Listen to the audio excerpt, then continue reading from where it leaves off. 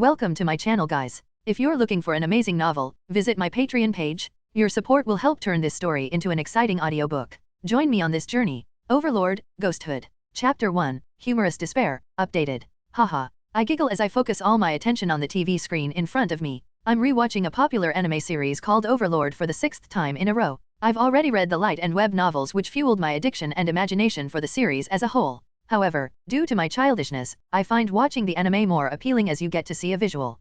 Dash. I heard a muffled sound coming from behind. It was abrupt, a blow, then I heard a thud. I looked behind me, and on the wall I saw a humanoid shadow, like a scene in a movie, to let the suspense take hold of the watchers. But this wasn't a movie, and no form of suspense or expectation was welling up inside me, only a profound sense of disgust. The shape of the shadow was clear, broad, with a body shape that belonged to a man. The shadow raised its hand, the orange light only making it seem more menacing. The motion seemed strangely slow in my eyes, until, like the axe of an executioner, the hand fell down in a sharp motion that could even qualify as practiced, made, and repeated dozens if not hundreds of times. The lights flickered for a second, like a fire or a torch. Seconds later the sound repeated. I said stop. The sudden cry was heard once more, this time more vividly. It seemed to belong to a wounded animal with how hoarse it sounded. But already know who it belonged to. This scene was like an act from a theater, that repeated again and again and again, but it wasn't an act. Mother, I thought. The sound repeated, this time sharper. I recognized the sound of a slap, but it was accompanied with another sound, the same one when you suddenly raise your head under a table. I deducted she hit the locker, the one in the corner of the kitchen. It was the best place to beat her, given that she couldn't flee from there. Me? I did nothing. I definitely won't stop what she deserve. The more time he spends beating her is the less time they both spend beating me. Why do I have to go to fucking war just because of a few rules? I shouldn't have to risk my life for them. Stop. It hurts. Don't take your anger out on Mark. Oh right. My father has been talking about a letter he received about going to war or something like that. Apparently, a war is about to start, causing the country to be in turmoil. However, this doesn't concern me. I turn around towards the TV screen to continue watching my favorite anime, but my body starts to ache from the bruises on my body. Ouch, that stings? I massage my bruises and turn the volume up on the TV so I can ignore the screams from the kitchen. I easily tune out the yelling and get back into the show. I sometimes wish I could leave this world, imagining myself as a strong character in the Overlord anime when I'm about to sleep. I imagine myself flying with super magical abilities, fighting dragons, and even creating my own strong NPCs just like Albedo. This doesn't last very long though, due to my mother. She repeatedly brings me back to reality. She occasionally has outbursts and punches me or beats me, saying that it's for my own good. Of course, when I was younger I had to endure it. But as I got older I did try fighting back. Unfortunately, that's when my father joined in, having his fun. Do they see beating me as some sort of activity? I'm no fool. I understand my situation, which is why I know that I am not liked by my parents. I wasn't allowed to go to school like normal kids, nor have I gained a single friend due to my parents. It's like I'm hidden from the world itself. Fortunately, this doesn't bother me in the slightest. I've tried homeschooling myself and the topics were very unchallenging at best. My parents also noticed my intelligence, which they also used as an excuse as to why I don't need to go to school. Gurgle. I look down towards my stomach and rub it. I'm hungry. I look towards the kitchen once again and see that my parents are even more violent than before. Now my mother is smashing my father with different items she can find in the kitchen. Sigh, that will be a pain to clean up. Hopefully they don't force me to do it. I turn my head back towards the TV. I choose not to go inside of the kitchen to look for food. It's the most logical thing to do since I would rather not be hit. Gurgle. Aha. I grunt a little due to my hunger. My brain subconsciously started to imagine my favorite food, bread. Bread is my favorite and only food I've ever tasted. Literally all I've ever had was bread. My guess is that my parents did this so I wouldn't grow any muscle correctly. This would make their activity of beating me much simpler. I'm 15, however my body is basically around 13, pathetic. I occasionally see my parents eat other foods like meat or even some fancy food like lobster without me, however it doesn't bother me. Bread is enough, it's white and fluffy. My mouth starts to water up due to my imagination and I swallow. No, I can't go into the kitchen right now, I should just calm down. I've watched 4 episodes now and my parents have decided to stop arguing and fighting. Instead, now I hear slight moans and kissing sounds. I'm still hungry, but I'm afraid I'll be scarred for life if I go inside the kitchen, so I've just decided to keep my attention on the TV. The 5th episode ends and as I reach for the remote to change to the next episode, the TV starts to make an alert sound, kind of like an alarm. We interrupt this program. This is a national emergency. Important instructions will follow. My parents heard this and rushed into the living room. I looked at them oddly for a second, then turned back towards the TV. This is not a test. A nuclear attack was commenced against the country. Multiple nuclear bombs have been detonated in several areas across the country. They include. The voice from the TV starts to name places where these nuclear bombs are being detonated. Soon I hear a yelp from my mother and small cries from my father, so I look towards my parents. Yeah, if it isn't obvious we're in one of the listed areas. I should be scared, but for some reason. Ha, ha, ha ha ha ha. I giggle underneath my breath. Seeing them so terrified is for some reason making me feel happy. Seeing them so fearful, the way they make me feel, is so soothing. Unfortunately, my laughter was caught by my father as he turned around and slapped me with his backhand. I fell on my hands on the ground with blood leaking out of my mouth. You fucking idiot, why are you laughing? As my father screamed this at me, my eyes were only focused on his terrified face. This caused me to laugh a bit higher than before. It's just too funny to me how miserable they look. Bash. As I continued to laugh, my mother kicked me in the back of my head, causing me to fly towards the wall. This caught me off guard, which made it quite painful. As I rubbed my head, my father rushed and kicked me in the stomach, making me lose my breath. As I started to gasp for breath, my father grabbed me by my hair, lifting me. As I didn't have much weight, it wasn't as hard to lift me, but being lifted by the roots of my hair stung painfully. I closed my eyes tightly and gritted my teeth, reaching for my head. You little shit, do you not understand what this means? We'll die? Not just us, but you too. I opened one of my eyes to see my father with a snot running down his nose. He was crying like a baby, which made me smile slightly. My father saw this and tired punching me more in my stomach. I moved with as much speed as I can and pushed both my hands to stop the punch. However, he swiftly punched me one last time in the face. My body went flying towards a window in the room. I could feel one of my teeth are missing and another is loosened. Out of nowhere, my mother ran and kicked me. After all we did for you, this is how you treat us. We clothed you. We fed you. We fucking brought you into this world. After every sentence my mother said, she kicked me even harder. Bang! I heard a loud boom sound coming from outside, but I couldn't look because I was still trying to gasp for air. My mother stopped kicking me as she was frozen in place, looking out of the window. After a few minutes of catching my breath, I get up and look outside of the window. What I see is a big cloud in the distance that looked like a mushroom. A huge cloud of death. My stomach rumbled again due to my hunger. Fuck, this isn't the time to be hungry, but looking at this cloud, it kinda resembles bread. My thoughts were caught short by the screaming coming from my parents. Fuck, we're going to die. Damn it, why me? My parents screamed. I'm still breathing heavily from the beating I just received from my parents, however seeing them panic made me feel ecstatic. I started to laugh once again, this time even louder to make them even more miserable. They don't seem to care about me as they continue their ranting about not wanting to die. I'm also scared, however seeing them so unhappy makes me happy. My laughing was cut short as a huge wave of adrenaline swarmed through my body and I shot up, charging towards my father to try and strangle him. Unfortunately, I was too slow. Out of nowhere a huge wave smashed into us, knocking all of us away along with some big parts of our house. Ha, ha. As I wake up from being unconscious, I look around at the devastated buildings and see my parents' bodies laid unmoving. They're not breathing. Ha ha ha, ouch. My laughter is cut off by a huge pain in my stomach. I look down towards my stomach and see that a sharp piece of a building or rock is impaled in my stomach. Seeing this now, the pain is doubled. Before, due to me not being conscious of the sharp object, the pain was minimum, but now it hurts like hell. As I lay my head back down, once again I taste the familiar flavor I'm so used to. Iron, the metallic taste of blood putrid my taste buds. Tears began to fall down my face, but I try to stay positive. I'm sure I'm about to die since my body is starting to become cold. I remember reading a book about when humans die. My brain replayed the memories of myself trying to homeschool myself. It shows me the times where I used to look out the window at the kids that used to play with their friends while I was stuck inside of the house. Huh? Is this the process where it shows the person their last memories before death? So I really am going to die then? Tears now flooded my eyes. I'm scared. Even though I laughed, I'm scared just like my parents. I couldn't even get a chance to fight back. Even though they are dead now, the satisfaction of grabbing his throat is non-existent.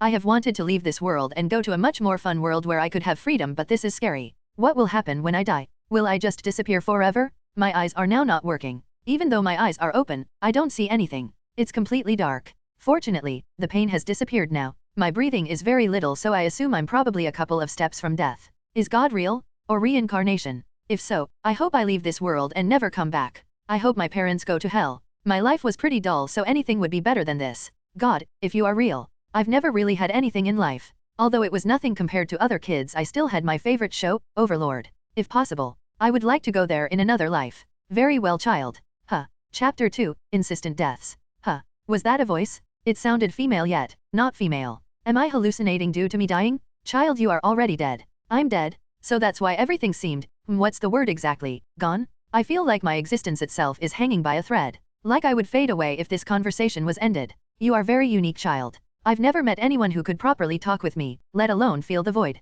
The void? Is that what this feeling is? It's very unnerving. Aren't you scared, Angela? I am not, but are you referring to me with that name? Oh sorry, I don't mean any disrespect. I read in a book about an angel named Angela, being the messenger of God or something like that.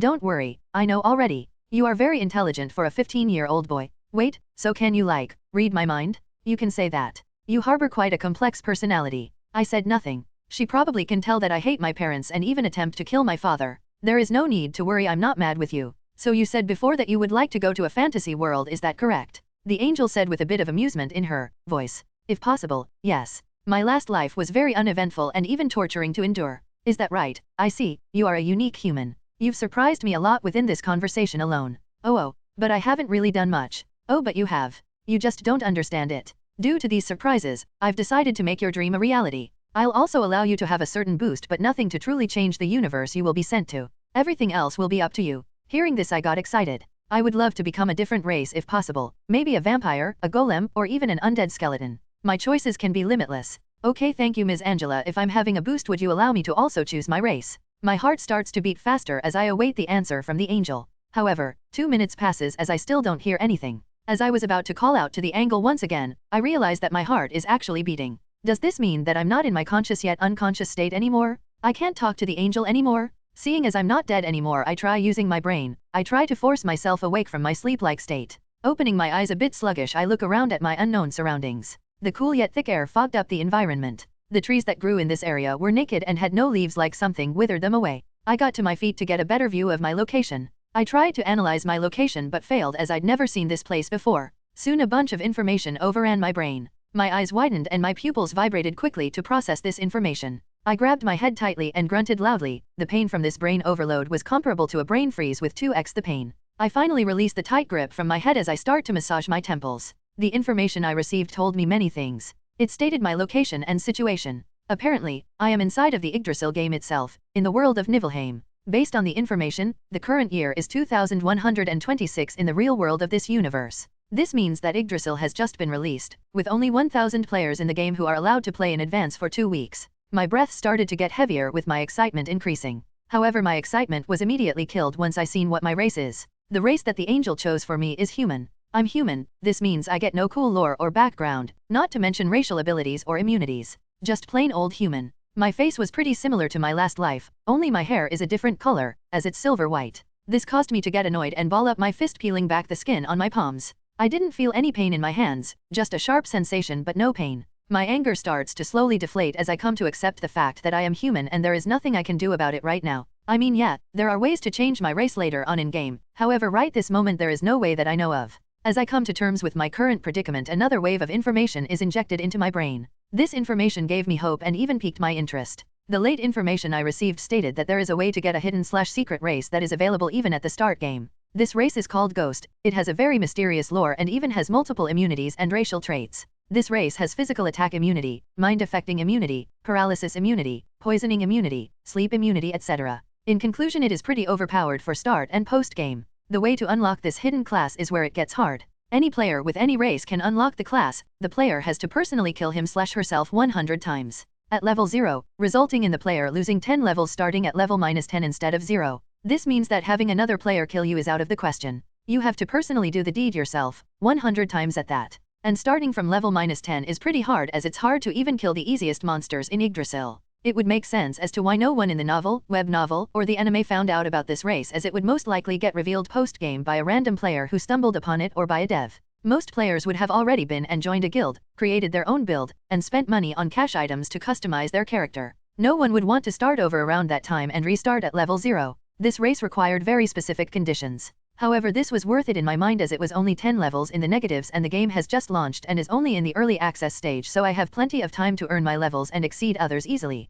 Since I am a part of the game itself instead of actual player, the game time is moving much faster than the real world time, which also boosts my time to catch up. I immediately make my decision and choose to take this chance. The first time killing myself was terrifying and painful. I had thought due to the sharp feeling I felt in my hands before that I wouldn't feel pain, but I was highly mistaken. It was very painful since the way I ended myself was with my nails. I clawed at my neck, scratching my neck with all my strength until my esophagus was revealed, then I yanked at it, killing myself immediately. When I died, I was left in an unconscious state with my consciousness being enveloped in darkness like before with the angel. However, there was no one to talk to this time. I was alone with the abyss as my partner. After some unknown time, I awoke in the same spot. The blood from before when I clawed out my esophagus was still there under my feet. This time I wanted to end things more quickly, so looked into my inventory for something and found a small dagger. I'm sure it would do the job much easier than my nails. I grabbed the dagger and stabbed it directly into my stomach. Well, at least I thought I did. Actually, I stabbed my lungs. Blood coughed up out of my mouth, fall onto my white shirt. The blood in my lungs started to fill up.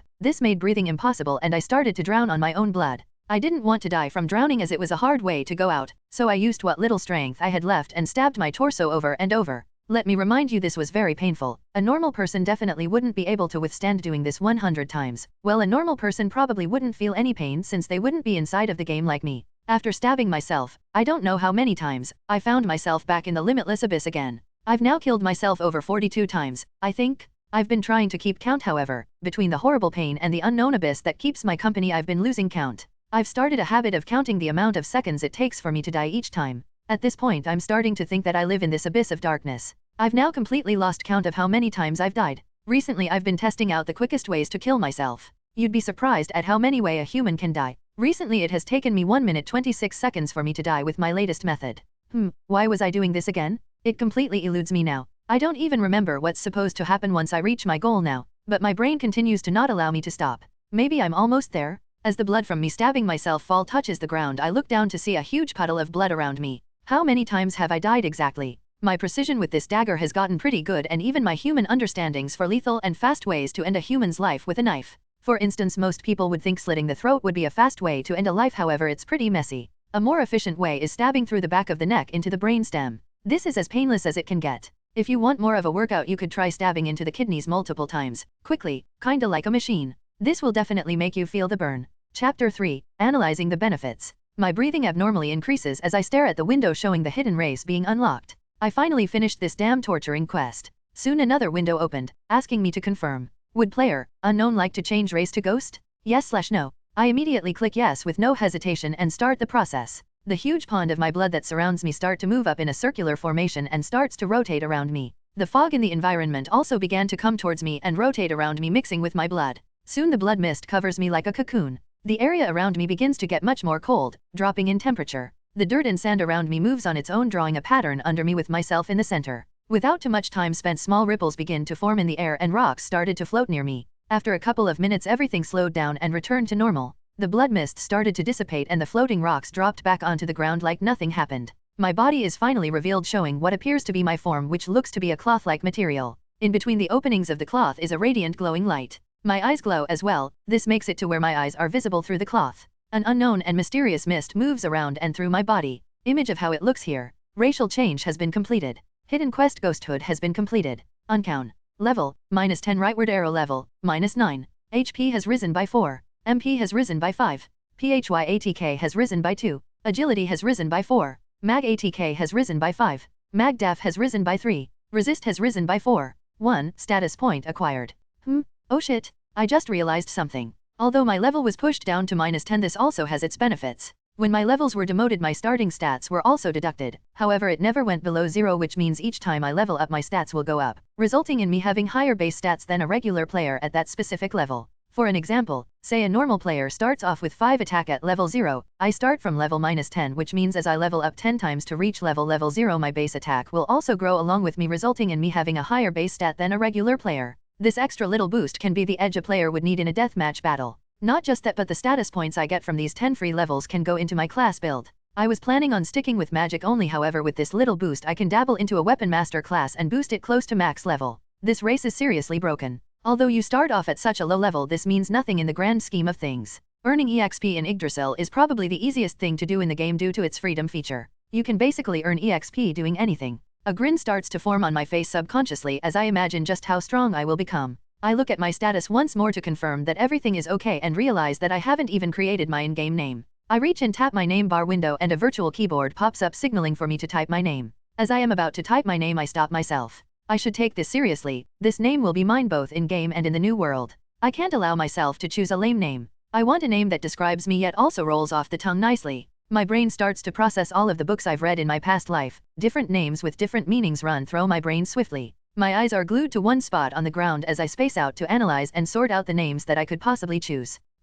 I don't want a name that sounds like a gamer's tag in the games from my past life. I want something real that can carry weight. The name that sticks in my brain is Doyle, which means dark stranger. While it's not overtly evil in itself, the meaning can suggest dark undertones. All this analyzing takes only a couple seconds, and with no hesitation I choose my name. IGN, Doyle. Congratulations! You have successfully set your official IGN on Yggdrasil. The start of the journey. Since you have everything already set up, you can now make a name for yourself. You need something for everyone to remember you. Quest, set an IGN for your character. Completed. Level, -9 rightward arrow level, -8. Ha ha ha ha ha, just like that 2 levels are completed. I look around at my surroundings and smile mysteriously. Looks like it's time for the solo leveling. It's been about 3 days now in the world of Yggdrasil. I'm not sure how much time has passed in the real world right now, but I'm sure that it's drastically more slow than the in-game time. I've been grinding non-stop these 3 days. With my undead racial trait, I don't need nor desire sleep or food. I can efficiently grind without problems. My leveling method has been simple so far. Since I was in the negative levels, I decided not to take any chances with fighting any monsters. Until I hit level 1, I was continuously doing work like collecting herbs and using those herbs to make simple potions. I would do simple things that required no fighting. However, as soon as I touched level 1, I immediately switched up the plan, swapping my leveling method to fighting and killing monsters. Killing monsters has been the faster method for leveling as any RPG game would be. During this time I've already reached level 21. I haven't encountered any other players yet, but that's to be expected since there are only 1,000 players with early access right now. There are different worlds in Yggdrasil and each of these worlds are as big as a continent in the real world, so this is reasonable. During my grinding I've been focusing mostly on my racial abilities since during mid-game human race players will start to hunt down heteromorphic race players. This will make leveling the racial abilities very difficult and annoying to grind. It's best to get it out of the way early while I have the chance. For now though I will focus on power leveling. I can worry about allotting the status skill points later when I'm around level 30 or so. Chapter 4, Progression. Narrator POV. Doyle lifted his arm, which also lifted the cloth-like material that covered him. In front of his hand, a complex magic circle appeared as he cast Maximize Magic, Flamewing. A large red flame that looked like a bird charged towards the multiple ogre in the distance, causing them to shriek in pain. Their bodies began to burn, revealing their insides. Boiled blood flooded the floor, causing the icy frozen ground to liquefy slightly. Thud. The burned ogres' bodies fell lifelessly to the floor. Doyle didn't waste any time as he heard someone chanting a spell behind him. An ogre sorcerer was halfway done with its chant until Doyle lifted his other arm, causing a small blue flame to appear in his hand. With a swift motion, he crushed the small blue fire in his hand, casting Dispel Magic. The ogre's spell was snuffed out, which caused it to panic and try to chant one of its faster spells, however it was too late. Doyle, with the same hand lifted, casts the spell triplet Maximize Magic, Burn Lance, which spawned multiple lance-like spears in front of him. Doyle maneuvered his arms up and moved it to the left, which separated the lances around, and then he pointed his right hand toward the ogre sorcerer. The lances pointed their sharp fiery tips towards the ogre, then with one simple command, go, the lances all moved with great speed towards the ogre, each one stabbing it in a different place, killing it easily. Doyle has been in this world for about 2 years now, however, this time isn't correct for the real world. The game's world time is much quicker, so it's only reasonable that for the players of the real world the time has been moving drastically slower than Doyle's. Over time Yggdrasil has experienced a huge influx of players joining the game. Doyle chooses to avoid players since he doesn't want anyone dragging him down or annoying him with questions. During these 2 years, Doyle has not been slacking off. He has gained plenty of levels and even created his own items. For example, he created his first divine item, a ring called Ring of Secrets, which blocks other players from seeing his magic aura. Additionally, it blocks his information in the leaderboards. Another divine item that he has is the item called Ring of Sufficiency. This item gave him the boosted he needed for long battles. The ring made the mana for all spells when used hoveled when cast. So if a 8th tier spell coded 8 mana, it would be cut in half, making the cost of that spell 4 instead. Doyle is the current number 1, not to mention currently he is in a different league of his own. For example, the second player on the leaderboard is level 40 while Doyle's level is already in the 50s. It's pretty obvious as to how this happened.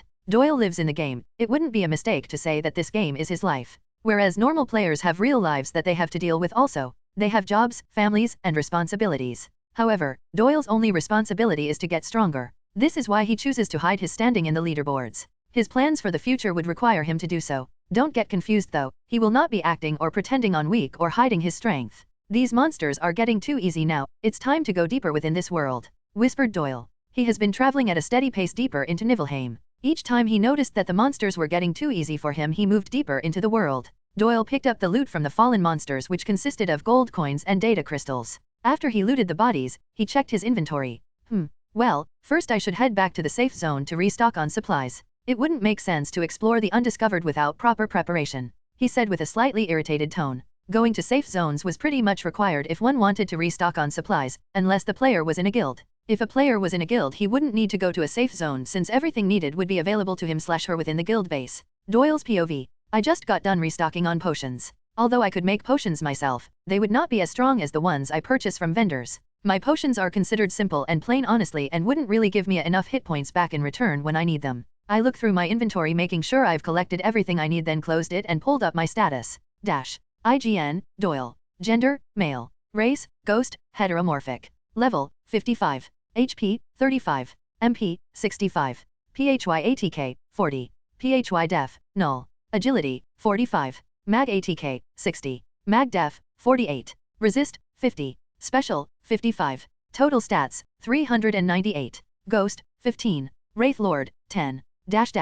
Illusionist, 15. Sage, 8. Arcanist, 5. Illusion Expert, 5. Weapon Master, 7. A smile grows on my face, though not visible due to the cloth-like material covering my face. My eyes glows a pure white color as the mysterious mist around my body circulates and caresses my body. It's always good to see the progress from your hard work. My stats have grown greatly. I have been working hard on my classes as well. Due to my ghostly nature, I've been focusing on illusion magic mostly. Illusion magic is very tricky and very effective in PvP, and investing in it to a certain degree would make it very broken in itself. If a player leveled deeply into illusion magic, they could be capable enough to where they can then use a certain skills once every few days to deceive the world itself. By deceiving the world itself, an illusion can be made real. This means many things. I can legit make overpowered illusions real. The sky is the limit, honestly, especially for when I enter to the new world. Of course, I also wanted to be able to cast special attack spells other than illusion magic, so I took up the class of an Arcanist. This would open up the ability to use special attack spells which are critical for battles. This class gives me the ability to get pretty high DPS, which will be good for boss battles.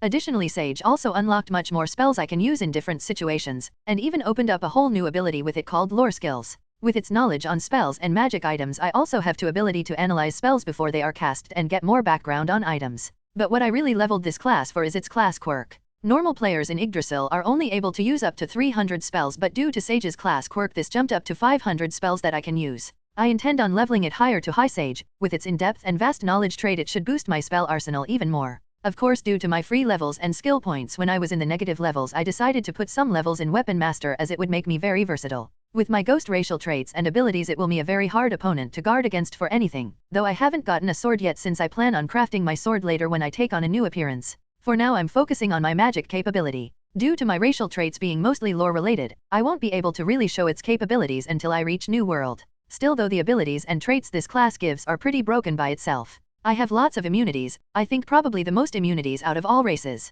Not to mention it gives me the ability to turn invisible without having to cast spells, and I can phase through walls, which is also broken if you catch my drift. Stat-wise, instead of grinding for physical defense, I put more into my magic attack and mana pool. You can never go wrong with that, haha. All in all, my build is really competitive. I tap the exit button and close my status. Now that I've collected my supplies, I should start heading out. I still have a long way to go. I reached out my hand, stretching it, and touched the 4 lizardmen in front of me. While touching them, I release my invisibility, making me appearance behind them. They all turned around swiftly, trying to swing their weapons. Touching them with my weakening touch passive skill, their speed, attack, and defense all plummeted, making their attack against me easy for me to dodge. However, I choose to stand there in place, knowing that their attack does nothing to me. The other lizardmen who were hiding, well, at least they thought they were hiding, waiting for a chance to strike me from the back, believed me to be getting damaged and thought this was an opportunity. They started to run towards me with their swords and daggers held high.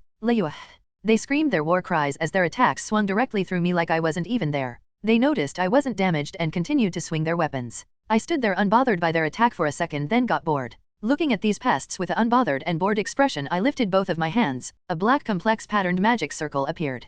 Quadruplet maximize magic, Hell Flame. Chanting this, a black flame appeared in both of my hands, then shrunk, separating itself into 8 smaller flames, hovering over each of my 4 fingers on both of my hands. With swift hand movement, I flicked these small flames on the lizards that surrounded me. They noticed this and tried putting out the small flame, but the flames climbed the bodies of the lizardmen, growing bigger and bigger until it was swallowing them whole. Arg. Larg. Their inhuman screams echoed in the surrounding. The flames ate at their skin, burning through the scales of each of them. My glowing white eyes narrowed, and though my face was not visible, one with perfect vision would see a slight smile beneath the wrinkled yet unwrinkled cloth-like material that adorned me. Ding. Level 58. Rightward arrow level 59. 1. Status point acquired. My attention was caught by the bell sound coming from the game interface. I leveled up again. Good. I've gone pretty deep into this world, moving away from its center. Of course, that means I have encountered much higher leveled monsters. I have been repeatedly power grinding in certain areas of this world. For instance, the place I am currently in right now is home to level 45, level 50 lizardmen. It's a great place for solo leveling, as I am known for doing. Though I know sooner or later I will need to partner up with a group to challenge the higher rewards monsters, since it will require a group to take down these certain monsters. This is the reason I'm trying my hardest to get as strong as possible. I'd much rather soloing these bosses. My goal is to become a player who doesn't need groups and parties of players to beat the higher level bosses. Ding. Once again the bell sound from the game interface sounded off, alerting me of something. I exit out of my status after allotting the skill point. Finally, ha ha ha. Finally, it's out. My eyes widen with excitement reading the virtual game window in front of me. Notice the cash item shop, Gachapon, is now available. Come and test your luck. Looks like it's that time already, the time every pay-to-win player loves and gets excited for. It's whale time. Chapter 5, Whaling. Notice the cash item shop, Gachapon, is now available. Come and test your luck. I reread the announcement then clicked the link underneath the notice. This took me to the cash item store where you could buy different items that isn't available to buy or earn in-game. There was an item shop where a player can buy different things from separately. The player that bought these items was pretty much guaranteed to receive them. However, on the other side a few pages down was a completely different story. This is called the Gachapon. The Gachapon was a RNG-based purchasing system. This meant your chance on obtaining the specific item that was special in that particular gacha was all based on luck. Luck was something not all players possessed, which is why most casual players never chose to spend money on this page of the CSSH item shop. Only the most power-hungry players attempted gachas. However, due to the low chances of winning these specific items, they were the rarest in the Yggdrasil's item cash shop. Now, most may be questioning why I was so hyped about the cash shop's release. This would require one to think back to when I was talking with the angel. Back then the angel said a specific line that played a major role in this. I'll also allow you to have a certain boost but nothing to truly change the universe you will be sent to, were the words stated by the angel. However, what she allowed for me to use, which she classified as a boost but nothing to truly change the universe, was an unlimited amount of money for real currency purchases. Unlimited, not limited or restricted in terms of number, quantity, or extent. If she classified this as a boost that won't help me change the universe, she has been very much mistaken. Ha ha ha ha. I cackle loudly due to my excitement and started to rub my hands together. This lifted my cloth-like body's cover slightly. I started off inside of the normal cash shop, first getting everything inside of the shop. I purchased as many things as I can, especially the creator's tool. I made sure to get huge amounts for that since I knew that I would need them in the future. I mean, you can't really blame me, right? I literally have unlimited money. I've never had so much money before. Besides, I may need these items. Though I did purchase everything, I made sure to only buy stacks of 30 apiece when it came to the limited quantity items.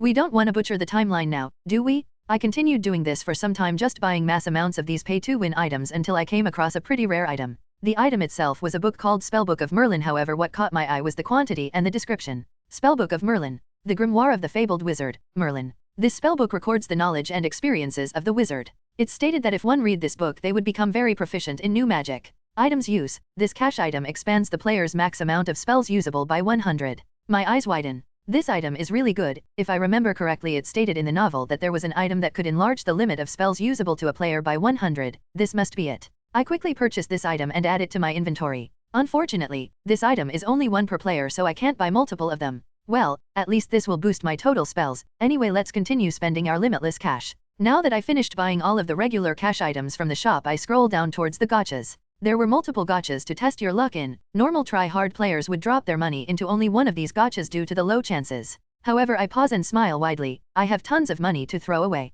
I went through each gacha not testing my luck. Instead, I was testing just how long it took for me to get the special item. Each time I didn't receive the special item, I still got a cash item that was still useful to me, like the hourglass or the exchange puppet. The first special cash item I got was a legendary class item called Prosperity and Luck, which was immediately N. It took me roughly about 35 to 40 rerolls until I finally got it. This cash item increased the drop rate when killing monsters, however it wasn't a permanent effect. This only lasted for 6 days. Fortunately, the 6 days were IRL time instead of in-game time. This meant that the time would be much longer for me. Gotta love the benefits of being stuck in a game. I chuckled to myself. This will definitely help me in getting higher class data crystals when I start farming. The next thing I started rerolling for was a skill called Dark Hole, which allowed me to store much more in my inventory box beyond its limit. Additionally, this gave me a cosmetic inventory that summoned a dark hole in front of me each time I wanted to take out and or storage items, basically just like In's dark hole inventory in the anime. The final and last gacha that is available right now is a summon. The summon is a high-class dragon. Now this took a long time to get, not going to lie. This gacha alone took me a total of 200 rerolls to finally receive it. Just imagining how much money this would have taken me if not for the angel's help is making me shiver. However, it is worth it due to the bonuses that come with it. The dragon is in a data crystal form because it gives the player an option to customize the dragon, and due to its data capacity it even allows the player to upgrade the class of the dragon. This means if I choose to farm data crystals and rare materials for this dragon, I can push it to the highest class. Of course, I did not only roll for all these special items and monster one time. The results of my rerolls is this. Prosperity and Luck 66x. Dark Hole 30x. High Class Dragon 2x. Each of the items was a one-time use item, which meant that once I used them they would disappear and I wouldn't be able to use that item again. I made sure to get as many Prosperity and Luck items because they were the most needed. I grabbed 30x dark hole because my inventory is already big on default, adding so much space is good and all, but I got bored rerolling. The high-class dragon drop rate was so tremendously low that I didn't get a third one even after 500 pulls. I decided to give up and try another time. Maybe I will have the RNG gods on my side at that time. Now finished with the cash shop, I decided to close the virtual game window. I immediately used all my dark hole and enlarged my inventory storage space. Additionally, I pulled out the item Spellbook of Merlin and imbued mana into the book, which activate the item. The spellbook glowed yellowish white then disappeared into a million pieces. The rest of the items, I put up until I needed to use them. I've done enough money spending for today. Sigh, never would I have thought there would come a day where I was tired of spending money. Chapter 6, Being Attacked. Narrator POV. Clump clump clump. The sound of footsteps resounded in the surroundings. Accompanied with the footsteps was the sound of metal clanking together, armors of different players. A group of players walked fast yet also cautious. They didn't want to be spotted by the single area boss they were following. They were group hunting today to symbolize the anniversary of their newly formed guild. It had been created 2 months before now. I'm sure this one will definitely drop some high-class data crystals, whispered the mage in the group. They had been hunting for hours already, trying to maximize their guild's profit. It better. I've already been playing longer than I should tonight just to help you guys with this, grunted the warrior.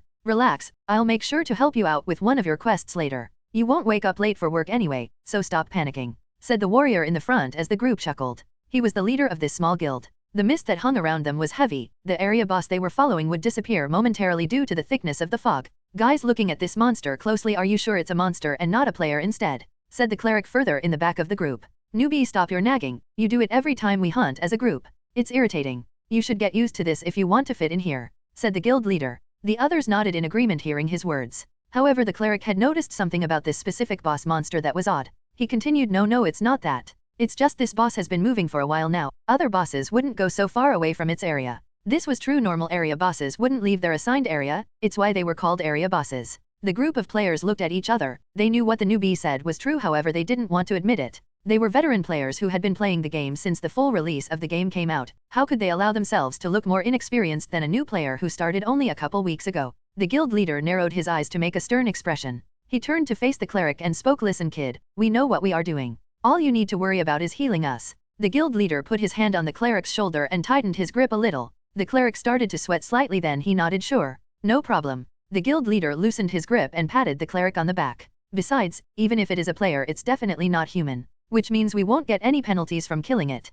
We need your healing spells, it's why we recruited you. So I need you to stay focused, alright? Said the guild leader with a small smile. The cleric saw this and nodded seriously. Of course sir, sorry for the complaining. The group then turned around to keep following the boss and noticed that it was gone. They all immediately started to rush towards the direction of where it had gone. Damn it! If we lost this boss because the newbie, I'm gonna kick his ass. There's no way I stayed up this late for nothing, screamed the warrior. After a few minutes of running they found the boss at a dead end surrounded by naked trees with no leaves. Oh look, it's a dead end. We cornered it. The group was experienced so they immediately got in formation. The cleric was in the back, while the mages were on the side of him. The warrior tankers were in front of them along with the DPS attackers. There was a total of 6 players against this boss. The boss was oddly not moving and just stared at the group. It hovered a few inches off the ground with its body similar to a cloth-like material. Its body emitted some sort of mysterious mist that circulated its body. Its eyes glowed white piercing through the cloth, which gave the players a eerie vibe. After a couple seconds the boss made a maneuver with its hands and its body split, creating multiple clones of itself, then rushed the tankers and DPS attackers. The group wasted no time with the tanks readying their weapons and the attackers rushed, moving to block whatever move the boss would make. The one of the attackers was the guild leader. He rushed with insane speed to stop the clone. However, when he swung his sword it went through it with no resistance. His eyes widened and he reflexly tried to jump back away from the clone, however before he could move the clone touched him, giving him debuffs for his speed, attack, and defense. When he finally jumped back away from the clone he looked towards his guildmates to tell them about his discovery, but it was too late. They had already been touched. Damn it! It has a physical immunity, so use spells? You guys give us some buffs, he screamed. The cleric and mage started to chant, however before they could even finish the chant. You have lost minus 20 HP. You are bleeding. A warning notification popped up alerting them. They had been attacked, but where from? They didn't know. Their buff spells had been interrupted and they were being attacked by some invisible force. Where the hell are those buffs? I am losing HP over here, screamed the tanker. He also was losing HP from an unknown source. The guild leader had been worrying about his guildmates, so he turned back around towards the clone and sliced at it once again, but this time he used the spell Fire Slash. Fire burned aggressively on his sword as he swung it at the clone. The clone denigrated from the fire. Party member Geo has been killed. Party member Winterlord has been killed. You have lost minus 40 HP. You have been critically injured. You are bleeding. The fight had been only 10 minutes, but only the guild member was standing was the leader. His other guild mates had been killed easily and quickly. He still had the debuffs and had the bleeding effect still on his status. He had only a little amount of HP and the area boss stood in front of him staring at him silently. Doyle's POV. I easily felt with the other members of the 6-man group. They were a little experienced, but that was only with monsters. When it came to PvP, these guys weren't very good. Literally this whole time, even before this fight started, I had cast an illusion. I had already noticed that a group of players were following me, and was even more certain when I seen that they were all human race players. Like a week and a half ago, the devs released information stating that heteromorphic players are killable without penalties. So of course when I saw this, I used the foggy environment to my advantage. When I was covered by the fog, I immediately switched myself with a clone and went invisible. When the battle started, I let the clones distract them while I ran around stabbing and slicing them with a short sword I crafted. It's a legendary class item that has a 70% chance of a bleed effect. I looked at my status quickly. Debuffs, minus 10% attack, minus 10% defense, minus 10% speed, minus 10% magic defense. TCH? I sucked my teeth. This game has no mercy for heteromorphic players at all. Like, what the hell is this? They attacked me, why the hell do I get penalized for defending myself? Racism at its finest? Whatever, I still have to deal with this last guy. Right now I was invisible while one of my clones was in front of the warrior. He seemed kinda pissed that I killed his friends, but I don't care. It's his fault for trying to PK me. He rushed towards my clone, seemingly using his most powerful move. Idiot. Does this guy not question anything? As he swung the sword, all the elements, fire, ice, water, earth were adorned on his sword, making it change colors brightly. While he was rushing towards my clone, I had already started to chant the 9th tier spell Maximize, Vermilion Nova. He swung the sword with all his strength, yelling at the top of his lungs. I almost broke my invisibility due to laughter, but I kept myself quiet. As he realized that what he just killed was my clone, his eyes widened. What?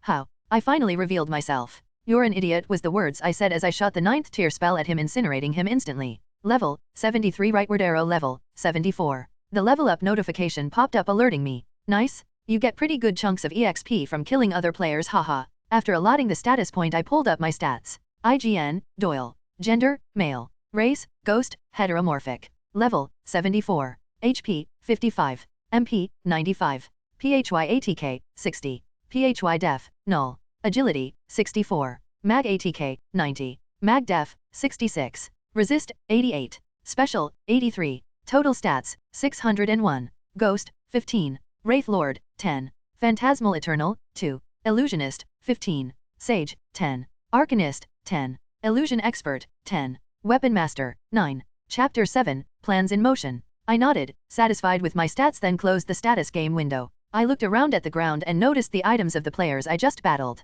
Hehe, thanks for the freebies. I swiftly grabbed everything and left my current location. I didn't want to have to deal with those guys again. I'm sure they would probably be rushing back here to get their lost items. 3 weeks later, in game time. Bing! I pause what I'm doing and look up at the notification. It showed that I received a private message from someone. I had an idea of who it was, so I opened it up.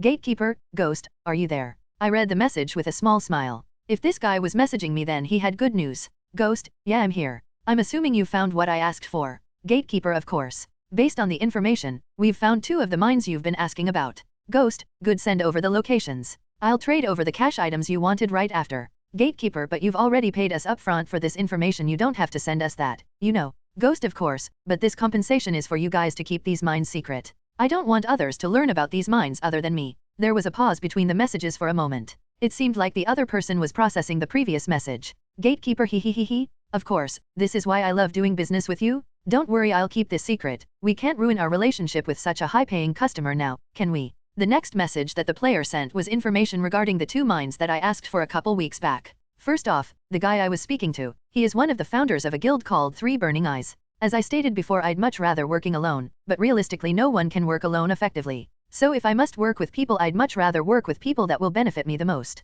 The 3 Burning Eyes Guild is an information guild. They find the most secretive information and sell it for a fee. They run a popular website where they sell Yggdrasil info based on everything. When I say everything, I mean everything. They are even helping locate possible world-class item locations. Their work isn't very liked publicly due to the way they acquire it, but honestly everyone uses their help. Can't really blame people since information is much more valuable than most items. Their method is usually sending spies into other guilds and stealing their secrets and info. With this info they would sell to the highest bidder. Of course, with me having unlimited money, it was inevitable for me to be their biggest customer. I've made sure to keep our relationship friendly, however due to the way they work I also don't trust them. This is the reason I use a code name when chatting with their members. The chat system allows players a feature where we can have private chats with different names for roleplay and for privacy purposes. I took full advantage of this feature and used it to reach out to the top beneficial guilds that I thought would be of use to me. Now, what I had them locate for me is 2 of the 7 mines. These mines contain the highest class of prismatic ore. With these 2 respective mines I could hoard the ores to myself and have my own supply of prismatic ores. I decided not to ask for all of the 7 mines locations since I know that the Ghosthood guild played a role in these mines. I figured that 2 was enough, recalling the fact that the mines were stolen from their guild later on, so I assume this won't butcher the timeline. Like I said before, I contacted multiple guilds and offered deals with them, of course under a different code name for each. Can't be getting caught up now, can we? I contacted multiple smaller information guilds since I believe all knowledge is good knowledge. I don't have to discriminate between the much more known and low-key guilds since I have unlimited money. Another famous guild that would play a big role in the future is a guild called World Searcher. They reached number 2 on the leaderboards in the novel. Their guild is basically the ideal definition of an adventurers guild. I've also contacted them as well. They specialize in exploring undiscovered lands and finding hidden places. The novel stated that only 30% of all the worlds in Yggdrasil had been explored. I'm pretty sure that it was them who made it that way. I won't overestimate myself. I already know that I may not be able to explore everything myself. This is the reason I cooked up a deal with them. Each time they found something they would let me know about it as well. They aren't a very strong guild strength-wise, so it's safe to say that they probably won't be challenging most dungeons they find. This is where I come in. I'll make use of every chance I get to become stronger. Who are you guys that I'm talking to anyway? It's like I'm narrating a book or something. Anyway, my debuffs have already been lifted. Before, in my downtime I was working on my 2 dragon summons data crystals. It's really surprising just how much data capacity these things have. I have already created the flavor text already for each of them. Now I'm just filling it up with as much high-class data crystals as I possibly can. I started to smile and put up the dragon class summon crystal. My smile widened. Haha, I just love how plans come together. Now that I can safely go around without the debuff penalties, it's time to get back to the grinding. I decided to go to one of the mine locations I got from Gatekeeper. The mine cave was humongous. Walking through this dark cave, there were golems everywhere. Fortunately, these golems are only around level 65 to 70. I can handle them pretty decently due to them having the same attacks movements. The cave walls had different colored crystals that lit up the cave, so it wasn't too dark. However, I took all of them. Hehehe, gotta love night vision, right? I don't need light in this cave, so I took all the ores and crystals that I found along the way. There were tons of blue ores everywhere. Of course I collected these ores since they will come in handy for something sooner or later. The deeper I got, the more bigger and richer the ores got. However, the golems also started to get stronger. After hours of pushing through the mine, I noticed that the cave walls were becoming more narrow, so I prepared myself, and it was a good thing I did so. Yara. What the hell is that? Celestial Golem LVL, 80. My widened glowing eyes narrowed. Looks like I gotta get serious. What a pain. Chapter 8, Rare Materials. A/N, hey guys. Just to clear up anything, right now the story is just dialoguing the MC's experiences, power UPS etc. It will be this way, at least until he comes in contact with Ghosthood guild. I don't know if many people like this or maybe get bored of this sort of thing, but bear with it. Narrator POV. Deep inside of a hidden mine cave, loud roars could be heard. Each time the roar occurred, the small pebbles inside of the cave would shake due to the loud sound waves that traveled. If one went far enough into the cave, they would see 2 beings fighting. These beings were having a chaotic battle that cracked and broke some of the walls within the cave. Doyle at the moment was fighting against the celestial golem. Before he entered the giant spacious room to start the battle, he made sure to use prosperity and luck. It was pretty obvious that the monster golem inside of this room was some sort of boss, so to maximize his loot's quality he quickly used the cash shop item. Going into this fight he was sure that it would be difficult due to the level of the golem. Contrary to that, the golem wasn't very hard at all. Its movements were very predictable. It would use the same movesets over and over again. This reminded Doyle of the game's CPU controls from his past life. The monster would use artificial intelligence to make its next attack, but it would only have a limited amount of attacks for it to use, causing a repetitive cycle of attacks. As Doyle blasted another spell at the golem, the metals and minerals that was implanted within its body would fall on the ground due to the impact of each spell. Doyle's magic attack was dangerously high due to his build, so each spell was stronger than they would normally be. The golem moved quickly yet slow at the same time. He swung his huge arm down, crushing the ground that Doyle once stood. "This thing is strong, good thing it's slow and predictable," said Doyle. He wasn't having much of a hard time, he's only have to keep up what he was currently doing. Since the golem would occasionally imbue magic spells into his physical attacks, Doyle would have to dodge them. If it were a normal player fighting this monster, they would have trouble using Doyle's method, since it was very hard to know when the golem's attacks were imbued with magic. Fortunately, Doyle had the class Sage. Sage was beneficial for multiple reasons. Just as stated before, it provided a new limit for spells that he could use, boosting the new limit to 600. Additionally, it also gave him new skills called lore skills, which were like a passive appraisal skill. Due to the lore and background of the class Sage and its supposed deep knowledge of magic, this was the effect. It also allowed him to use new spells. With this skill, he could see when magic was being cast even before it was fully manifested. The only reason this fight had dragged out for so long was because of the high HP the golem had. After some time of using the hit and run tactic, the golem finally collapsed. Level 75 rightward arrow level 77. Doyle allotted his status points just as quick as he got them. He then watched the dying animation of the golem as it slowly fell. As its huge body made contact with the floor, the ground shook like a mini earthquake. The body of the golem began to disassemble itself. The glowing rune-like markings patterned onto its body dimmed slowly until it was completely darkened. What was left were massive chunks of high-class ores and a massive data crystal. Doyle didn't hesitate and immediately started looting. Putting the data crystal into his inventory, Doyle noted in his mind that it was definitely of legendary or higher class. He smiled proud and cheerful. He knew just how rare it was to get such a high-quality data crystal.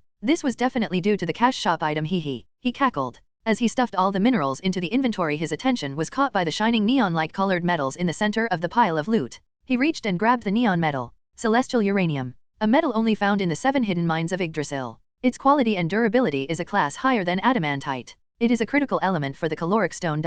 As he read the name of this metal, he also noticed that this same unique shiny color was coming from the walls of the cave as well. Looks like I hit the jackpot. I'm taking all of this, he cheerfully said. He stared fixedly at the walls of this spacious place he was in. The cave walls were different from the walls outside of this room, being filled with celestial uranium instead of adamantite minerals. Doyle's POV. After I emptied out the whole cave mine, I exited. I didn't waste any time and started to cast a spell to put up an illusion that blocked anyone from discovering this mine. Now if someone stumbled onto this mine, they would see a big ice glacier that blended nicely with its environment. I will definitely be back after a while. By then more adamantite and celestial uranium should have been and formed. Someone less informed would be confused as to why celestial uranium is such an important thing. It's stated in the novel just how rare celestial uranium is. In fact, there is no other place to find it other than the 7 mines. But what makes this metal so valuable is that it will turn into caloric stone if enough of the ore is gathered and stockpiled.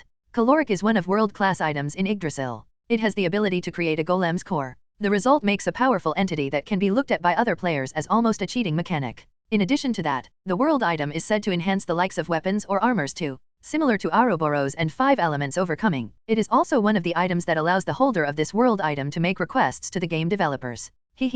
I can't hold myself back from laughing. I can't wait till this celestial uranium mold into the caloric stone. For now, let's just make a little place to hide the ores until they change. I look into my inventory and take out an item called Portabuilder. It gives the holder the right to build any kind of base. This can range from huge castles to small huts. As long as you have enough Portabuilder, you can build whatever you like. Mikey, for me, I have a bunch of it. However, for now I'm gonna stick to something small since I have to leave here quickly. I spent about 30 minutes building a small normal hut house, then cloaked it with an illusion. Phew, this is tiring. It kinda reminds me of the game from my past life where the players builded those huge houses with blocks. Anyway, I should quickly head to the next mine to cast another illusion spell to hide it from others. In order to find the next mine, I had to travel to Muspelshame, another world of Yggdrasil. However, I didn't just have the plan to find the next hidden mine. There's something else I want to do here. As I finished casting the illusion spell, I looked around. The environment was the total opposite of Niflheim. Here the temperature was much hotter. The ground was darkened from the hot lava burning its color, and in certain spots you would see small fires. I blended the cave mine with the fiery surroundings. I had already emptied out the mine. The ores inside of this mine was different from the hidden mine in Niflheim. There was also another golem at the deepest part of the mine, which was called Ether Golem. This golem was different from the celestial golem in appearance and strength. Due to the magical abilities the Ether Golem held, it was a much harder fight. Fortunately, in the end I still beat it. Just like the celestial golem, it held a higher quality material called ether and another high quality data crystal, which I obviously took. As I scrolled through my inventory, my attention was caught by some screams I heard. There, it's another one of those heteromorphic fucks. Ha ha ha, what kind of item do you think this one will drop? Who cares? I just want to hear the screams as we spawn kill M. Chapter 9, Want to destroy a guild? I turned around with a spell already being prepared. Idiots like these guys belong in the dirt. However, these guys weren't even talking to me. I looked down over the ledge that I was standing on and saw 3 human players wearing the same black armor. Black skulls were on their belts and shoulder armor. They were targeting a lone heteromorphic player. He was wearing a familiar outfit I remember seeing. He wore holy garments with golden crosses decorated on each specific piece. A halo hovered over his head, which made it clear that the player was an angel. However, contrary to his race, he looked more like a demonic creature. His body was far from angel-like. Instead, it looked like a demonic doll. His body was black and gold, with the joints in his arms and legs being similar to a doll or a puppet. His face smiled, but it looked decayed and rotten. He had only one wing, but just like the rest of his body, it looked decayed with tattered pieces hanging.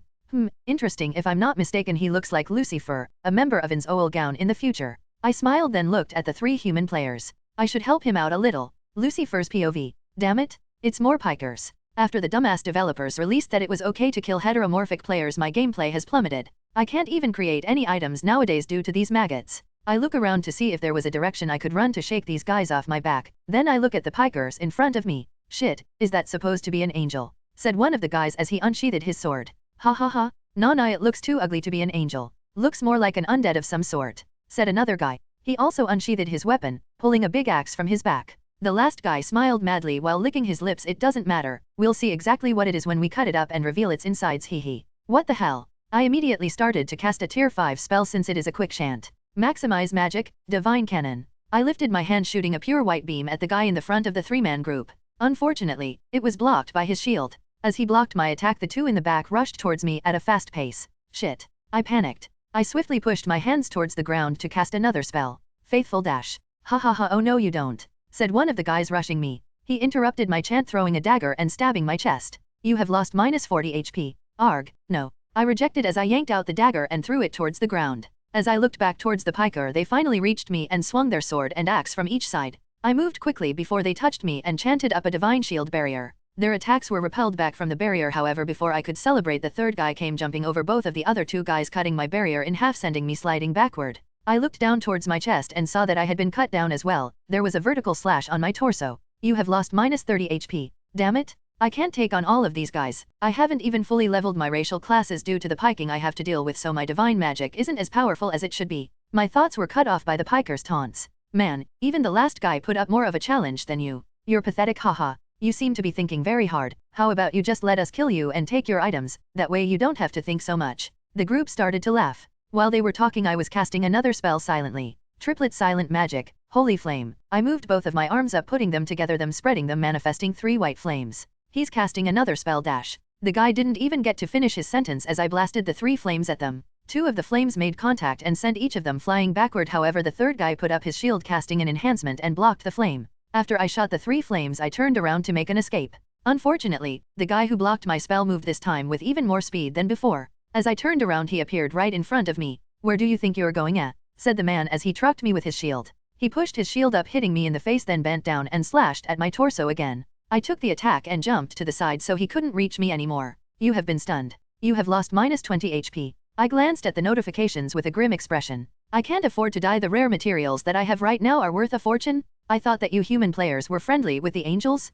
Can't you see that I'm an angel? I screamed anxiously. I really can't die with these materials, otherwise, it's a high chance that they will drop once I die. The guy with the shield looked at me blankly, then smiled and spoke. You an angel? PFT, ha ha ha ha ha. I don't see any wings. My eyes, IRL, twitch as I hear this guy. I know that he sees my wing. Scratch that. I have a halo over my head. I have a wing, it's right here dash. As I turned to point towards my wing, one of the other guys who were hit by my holy flame took this opportunity and swung, slicing off my one wing and kicking me towards the ground. I don't see a wing, hee, do you? As he said this, the others started to laugh even harder. I'm not making it out of here with my materials, this is irritating. As the pikers started to march towards me to finish me off, the gravity around them increased dramatically and they all fell. However, the gravity around me didn't change, it was like someone was targeting only them. I quickly got up just in case it was a fluke and jumped back so I could get in a defensive stance. I looked around to see who was doing this. As I looked around though, nothing was there. I couldn't sense anyone near me either. Why you, hey relax, we were just kidding, said the guy who used the shield.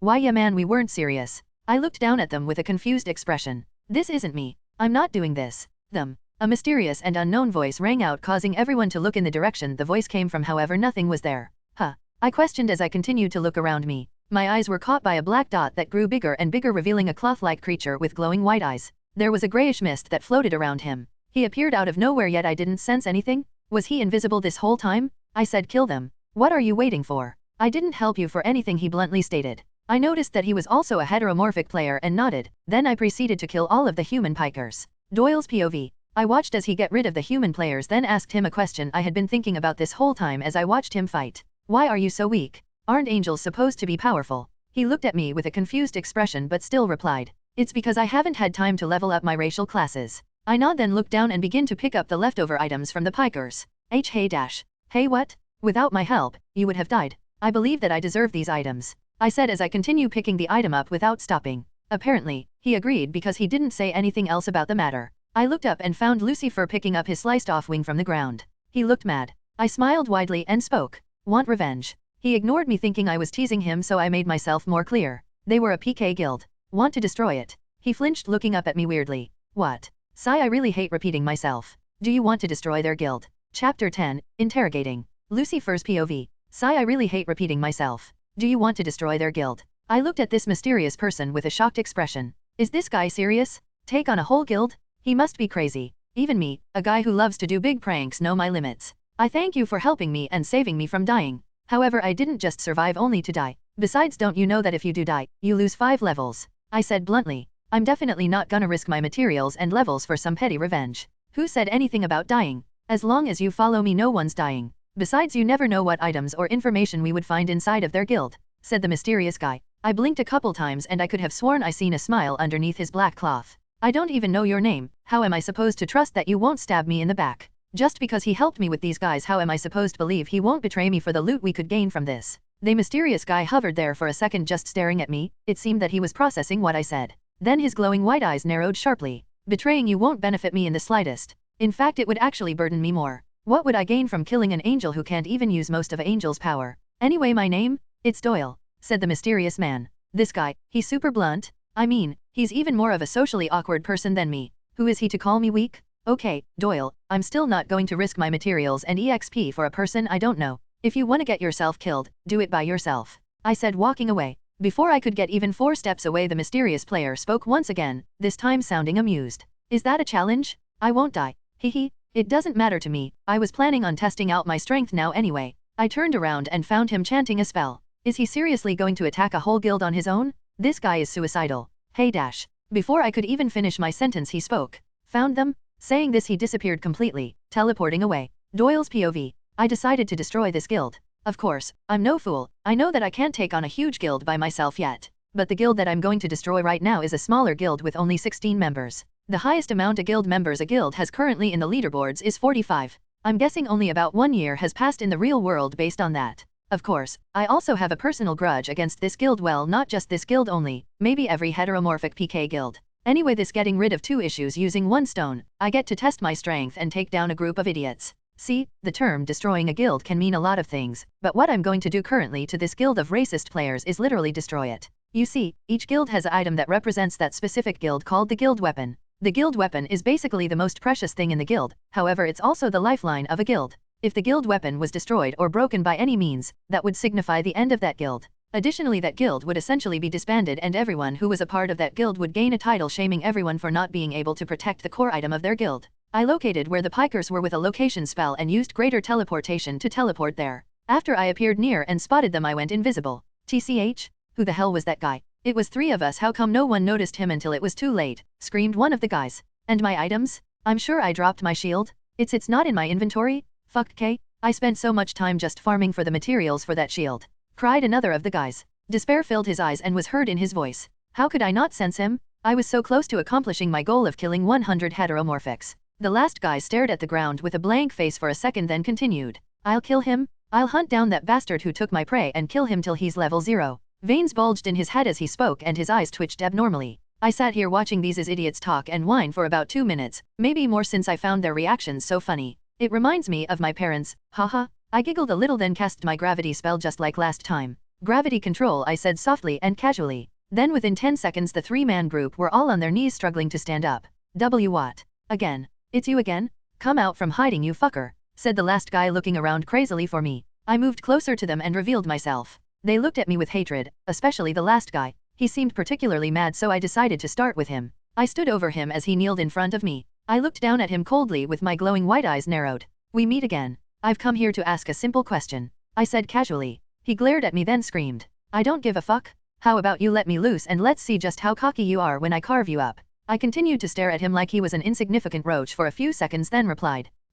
I see. I wonder just how long you can keep that up. After saying this, I began using a skill I earned leveling up my racial classes called Ghostly Aura. This is really a passive skill that is always active, however if I chose to put more effort into this skill it would buff up and do more than it is intended for. This skill causes the environment around me to begin to get foggy and drops the temperature slightly, however since I am putting much more effort into this skill it becomes much more misty and cold. It gets so cold that it starts to corrode armor, weapons, and slash or accessories. Due to these guys not even having a more that is in the legendary class, it does 2x the damage on the armor. Seeing the surroundings become thick with fog, the 3 pikers start to look around anxiously. I looked away from the 3rd guy and at the others. You guys look curious about this fog. I'll explain. Each second you guys waste not answering my question, the more your precious items deteriorate. Now for my question, where is you guys' guild base location? What? You bastard, said the third guy. Although he may act like he only care about killing players, everyone cares about their valuable items, especially if they're rare and hard to replicate. Although I have to divine class items, it only due to my activeness in the game, since I live in the game and I have a time boost my side since time moves faster in game.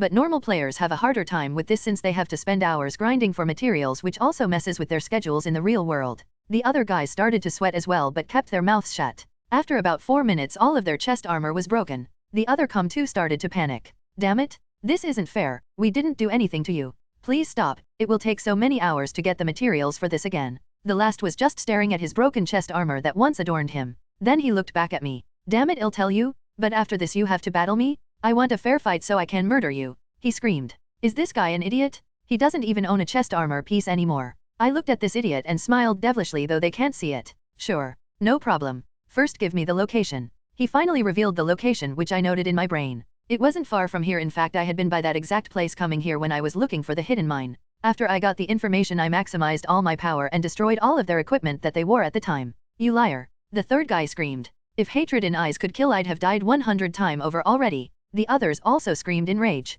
However, I had gotten bored and annoyed of them quickly, so I took out my short sword and quickly got rid of them. Of course they dropped items, which I also took for myself, hee. Sigh feels good. Now I turned my head south of where I was standing. Time to have fun. Chapter 11, is this a game event? Narrator POV. In the guild Doyle was heading towards, 5 members were doing their daily routines. Hey Greg, mind helping me boost the damage of this great sword? I would do it myself but I don't have much confidence in my crafting abilities, asked one of the guild members. Can't you see I'm still busy with the guild master's sword? Go bother someone else. The blacksmith replied in an irritated tone. Come on man, help me out here. Also, didn't Jackson tell you to just call him by his name? Why are you still saying guild master? Hearing this, the blacksmith flinched a bit but still continued to act like he didn't hear what was just said. Now I get it. You're still trying to roleplay like before PFT, ha ha ha ha. Come on man, you gotta grow up. It's just a game, haha. The blacksmith flinched once more. This time he also began to sweat slightly. He looked up slowly with an embarrassed and annoyed expression. You know nothing about role-playing. Now I'm really not going to help you with that lousy excuse for a sword. In fact, don't ever ask me to help you with another dem item ever again, he shouted. The other guild member froze in his laughter with a dumb expression. Hey, it was just a joke man, a joke. You don't got to get so serious. Come on, I just need help with one sword. Besides, Jackson isn't even online right now, said the guild member. However, the blacksmith didn't say another word to him. Realizing he was just going to be ignored, he sighed in defeat and walked away. I just have to wait until he cools off, then I'll just butter him up with some rare materials, he thought. He continued to walk throughout the guild base. The guild base wasn't big, it was actually quite small for a guild, but it was what they could afford at the moment. Larger guilds' bases would require much more expenses to manage, and since their guild didn't have many members, and even with the members they do have, only a handful actually take the game serious and play actively. He walked towards the front of the guild and looked out the window. The outside was vivid and looked real. He stared at the dark sky filled with smoke from the hot atmosphere. Unfortunately, his view was blocked when 3 familiar faces appeared in front of the guild base with horrified expressions. They were his guildmates. He had spoken to them before they left to go heteromorphic hunting. They had invited him but he didn't want to go since he still had yet to upgrade his weapon. They busted through the guild base double doors aggressively while breathing heavily. Hey, what the hell are you guys doing? Before he could finish his sentence, the 3 all yelled over each other to explain the current situation. We need to get ready, a strong player is coming. He took down all 3 of us effortlessly. Not only is he strong, but I'm sure he has strong items as well. Exactly, and if he's that strong, it's probably safe to assume that he's part of a high-ranking guild. Where is the guild leader? We need him to call all the guild members. They all screamed, trying to get their points across. The other guild member was confused. He couldn't exactly hear what they were saying due to them yelling and talking over each other. Wait a minute, what are you guys talking about? He said loudly to stop them from yelling. Together all 3 of them replied in unison. The guild is in trouble. And like on cue, the atmosphere changed immediately. The air temperature dropped dramatically. All 5 online members of the guild looked around confused. However, the 3 guild members that just arrived at the guild had already knew what was happening. It's him. He here. We need to put up a barrier on the guild, screamed one of guild members. He immediately started chanting the highest barrier spell he knew along with the others. Their guild master wasn't here, so they had to come up with the idea on their own. Oh right, I'll go get the guild weapon, it should come in handy for this situation, stated another person as he ran off to go grab their GUID's weapon. The remaining 3 members continued chanting their tier 7 spells. It was the highest tier magic they could use at the moment due to their levels and class levels. They finally finished the barrier. Now there was 3 tier 7 barriers. Suddenly they heard someone scream and turned around to find the blacksmith running inside of the room they were in. He looked scared and slightly traumatized. What the hell is happening? Is this a game event or something? I just seen a goddamn eyeball appear out of nowhere. He screamed. The others looked towards him confused. What are you talking about? Eyeball. Like before again on cue, large eyeballs with different color pupils spawned out of thin air. As they opened they made a weird and nasty noise, each eyeball looking directly towards the guild members. Just in case I didn't describe this enough, here is an image you can use as reference. The guild members all started to look at their surroundings with fear. Even the 3 who had already encountered Doyle didn't know if this had anything to do with him. Could this be a game event? Can a player even cast a spell like this? Was the thought going through their minds. Then fast footsteps came from behind them again, making everyone flinch and swiftly look towards the door with a defensive stance. Their weapons were all at the ready. Fortunately it was the other guild member. He had brought the guild weapon along with the rest of the online members of the guild and entered the room. The guild weapon wasn't very strong, but it was still an divine class item. It was large golden greatsword. The handle of the sword had 2 different color cores which were legendary class items to boost its physical and magical damage. This room was basically their only line of defense. However, they had no defensive traps or barriers within the room due to the inactivity of the Thief Guild. The only defense they had right now was the 3 tier 7 barriers over the guild base. Seconds after everyone was present in this guild hall, underneath the biggest eyeball, which had a lime green pupil with a magic circle around it, a mouth appeared. The mouth had countless sharp teeth, looking similar to a shark's mouth. As it appeared, it smiled with a devilish and sinister smile. The member with the guild weapon immediately put up his sword and jumped in the air. He sliced right through the mouth and large eye. Unfortunately, the sword went straight through it with no resistance, like nothing was there at all.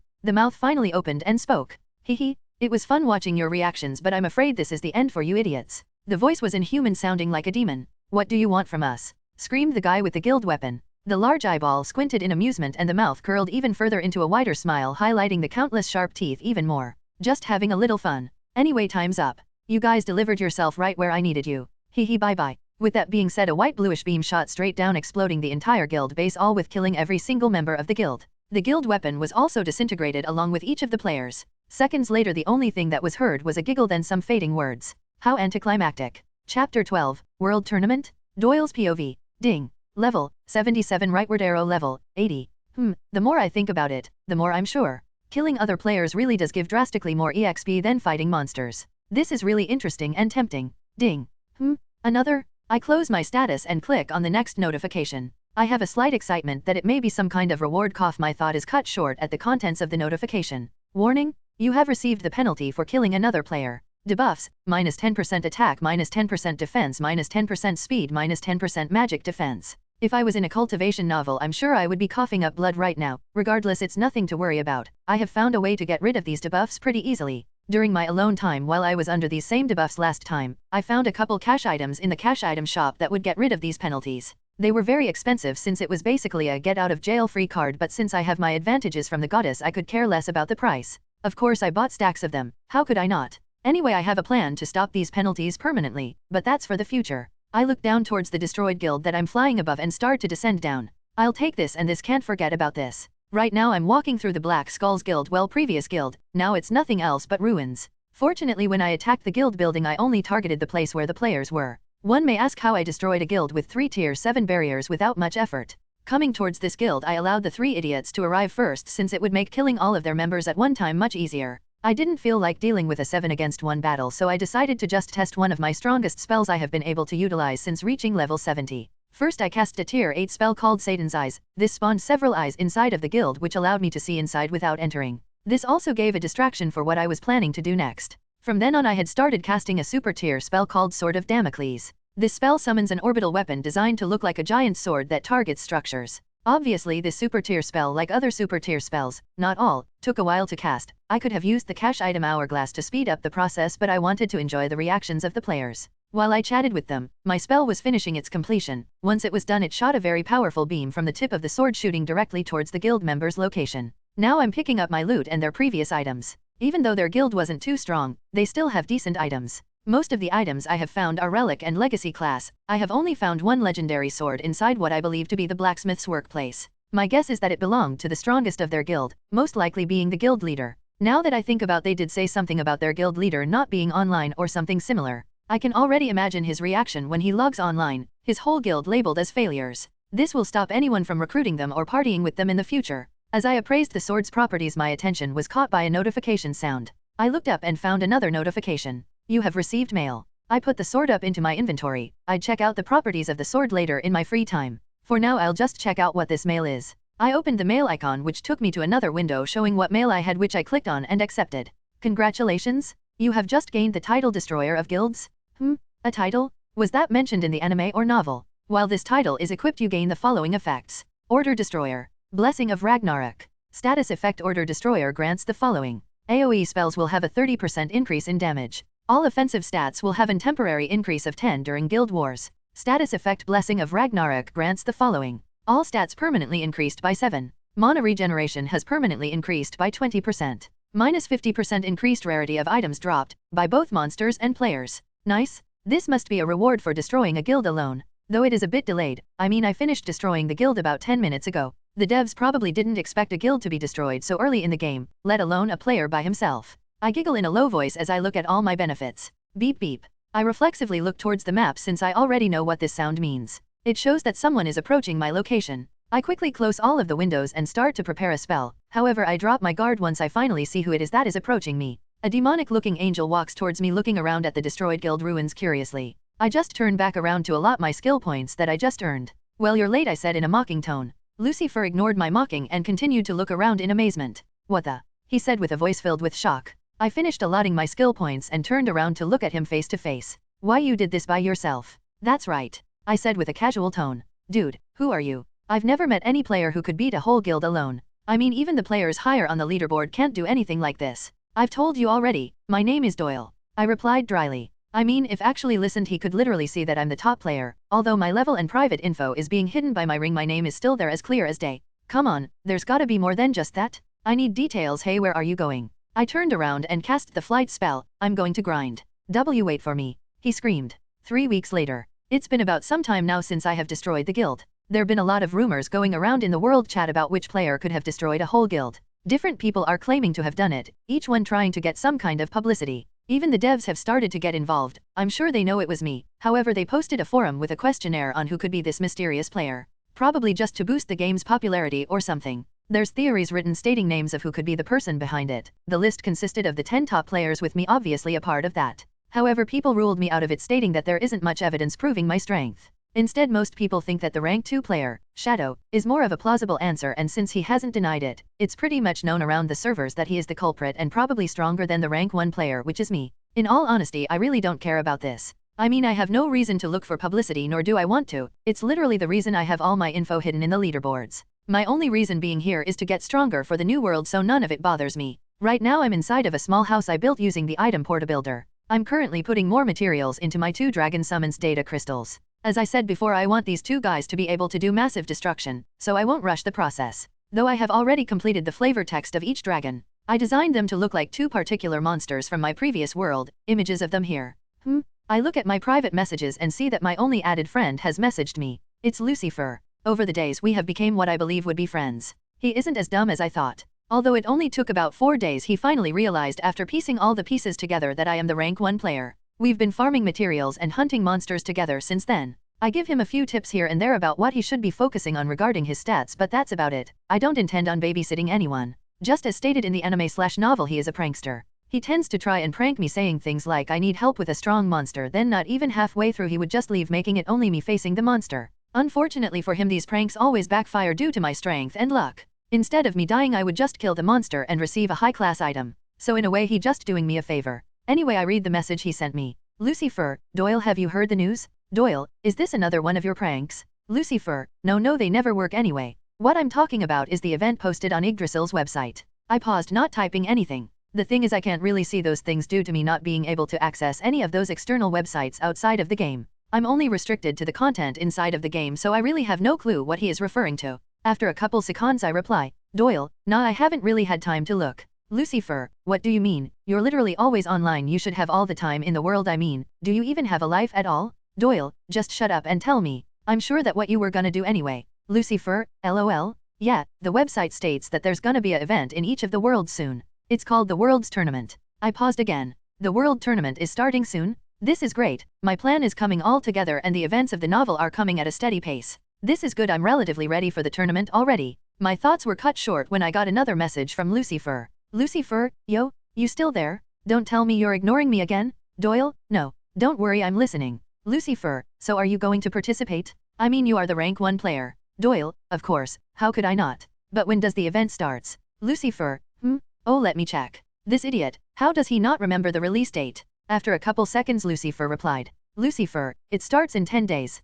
Chapter 13, First Dungeon. Doyle's POV. Lucifer, it starts in 10 days. Doyle, 10 days huh? 10 days. I wonder how much time is that in game time. No worries, I'll just use this as a way to figure out the time difference and how much faster game time is when compared to IRL time. As I was thinking I got another message. Lucifer, yeah, that's what I just said. Anyway 10 days is enough for me to grind and try to get to maybe 2 levels. Well I hope it's enough time. Sigh I really wish I didn't have to go to work. Grinding and getting EXP isn't hard, in fact farming EXP until level 50 isn't a hard process at all. The hard part comes after that. The EXP bar grows each time you level up, so by the time you reach level 50, your express bar is huge. People who have jobs and responsibilities outside of the game have a very hard time just achieving 3 to 4 levels a month. Even kids who play Yggdrasil and don't have jobs still have school to attend and also have to sleep. This is why my advantages inside of the game play such a major role in me advancing faster than everyone else. Doyle, from what I've seen you've gotten much stronger with my help. Lucifer, yeah, you're right, but would leveling my racial classes really help?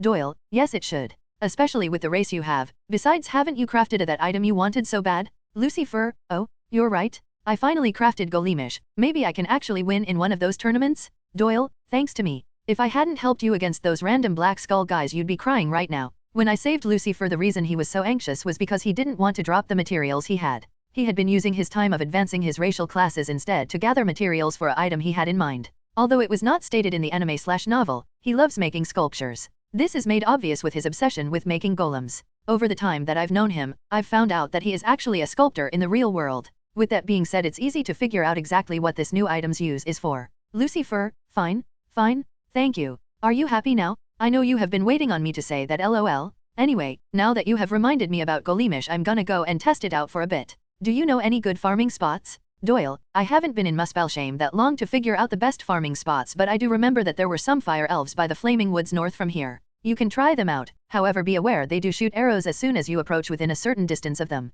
Lucifer, I hear you loud and clear. What will you be doing until the event starts? Doyle, grinding as usual, but I'm going to try dungeon clearing with some randoms. I feel that I should get the experience for when I start trying to solo by myself. Lucifer, that sounds like something you would do.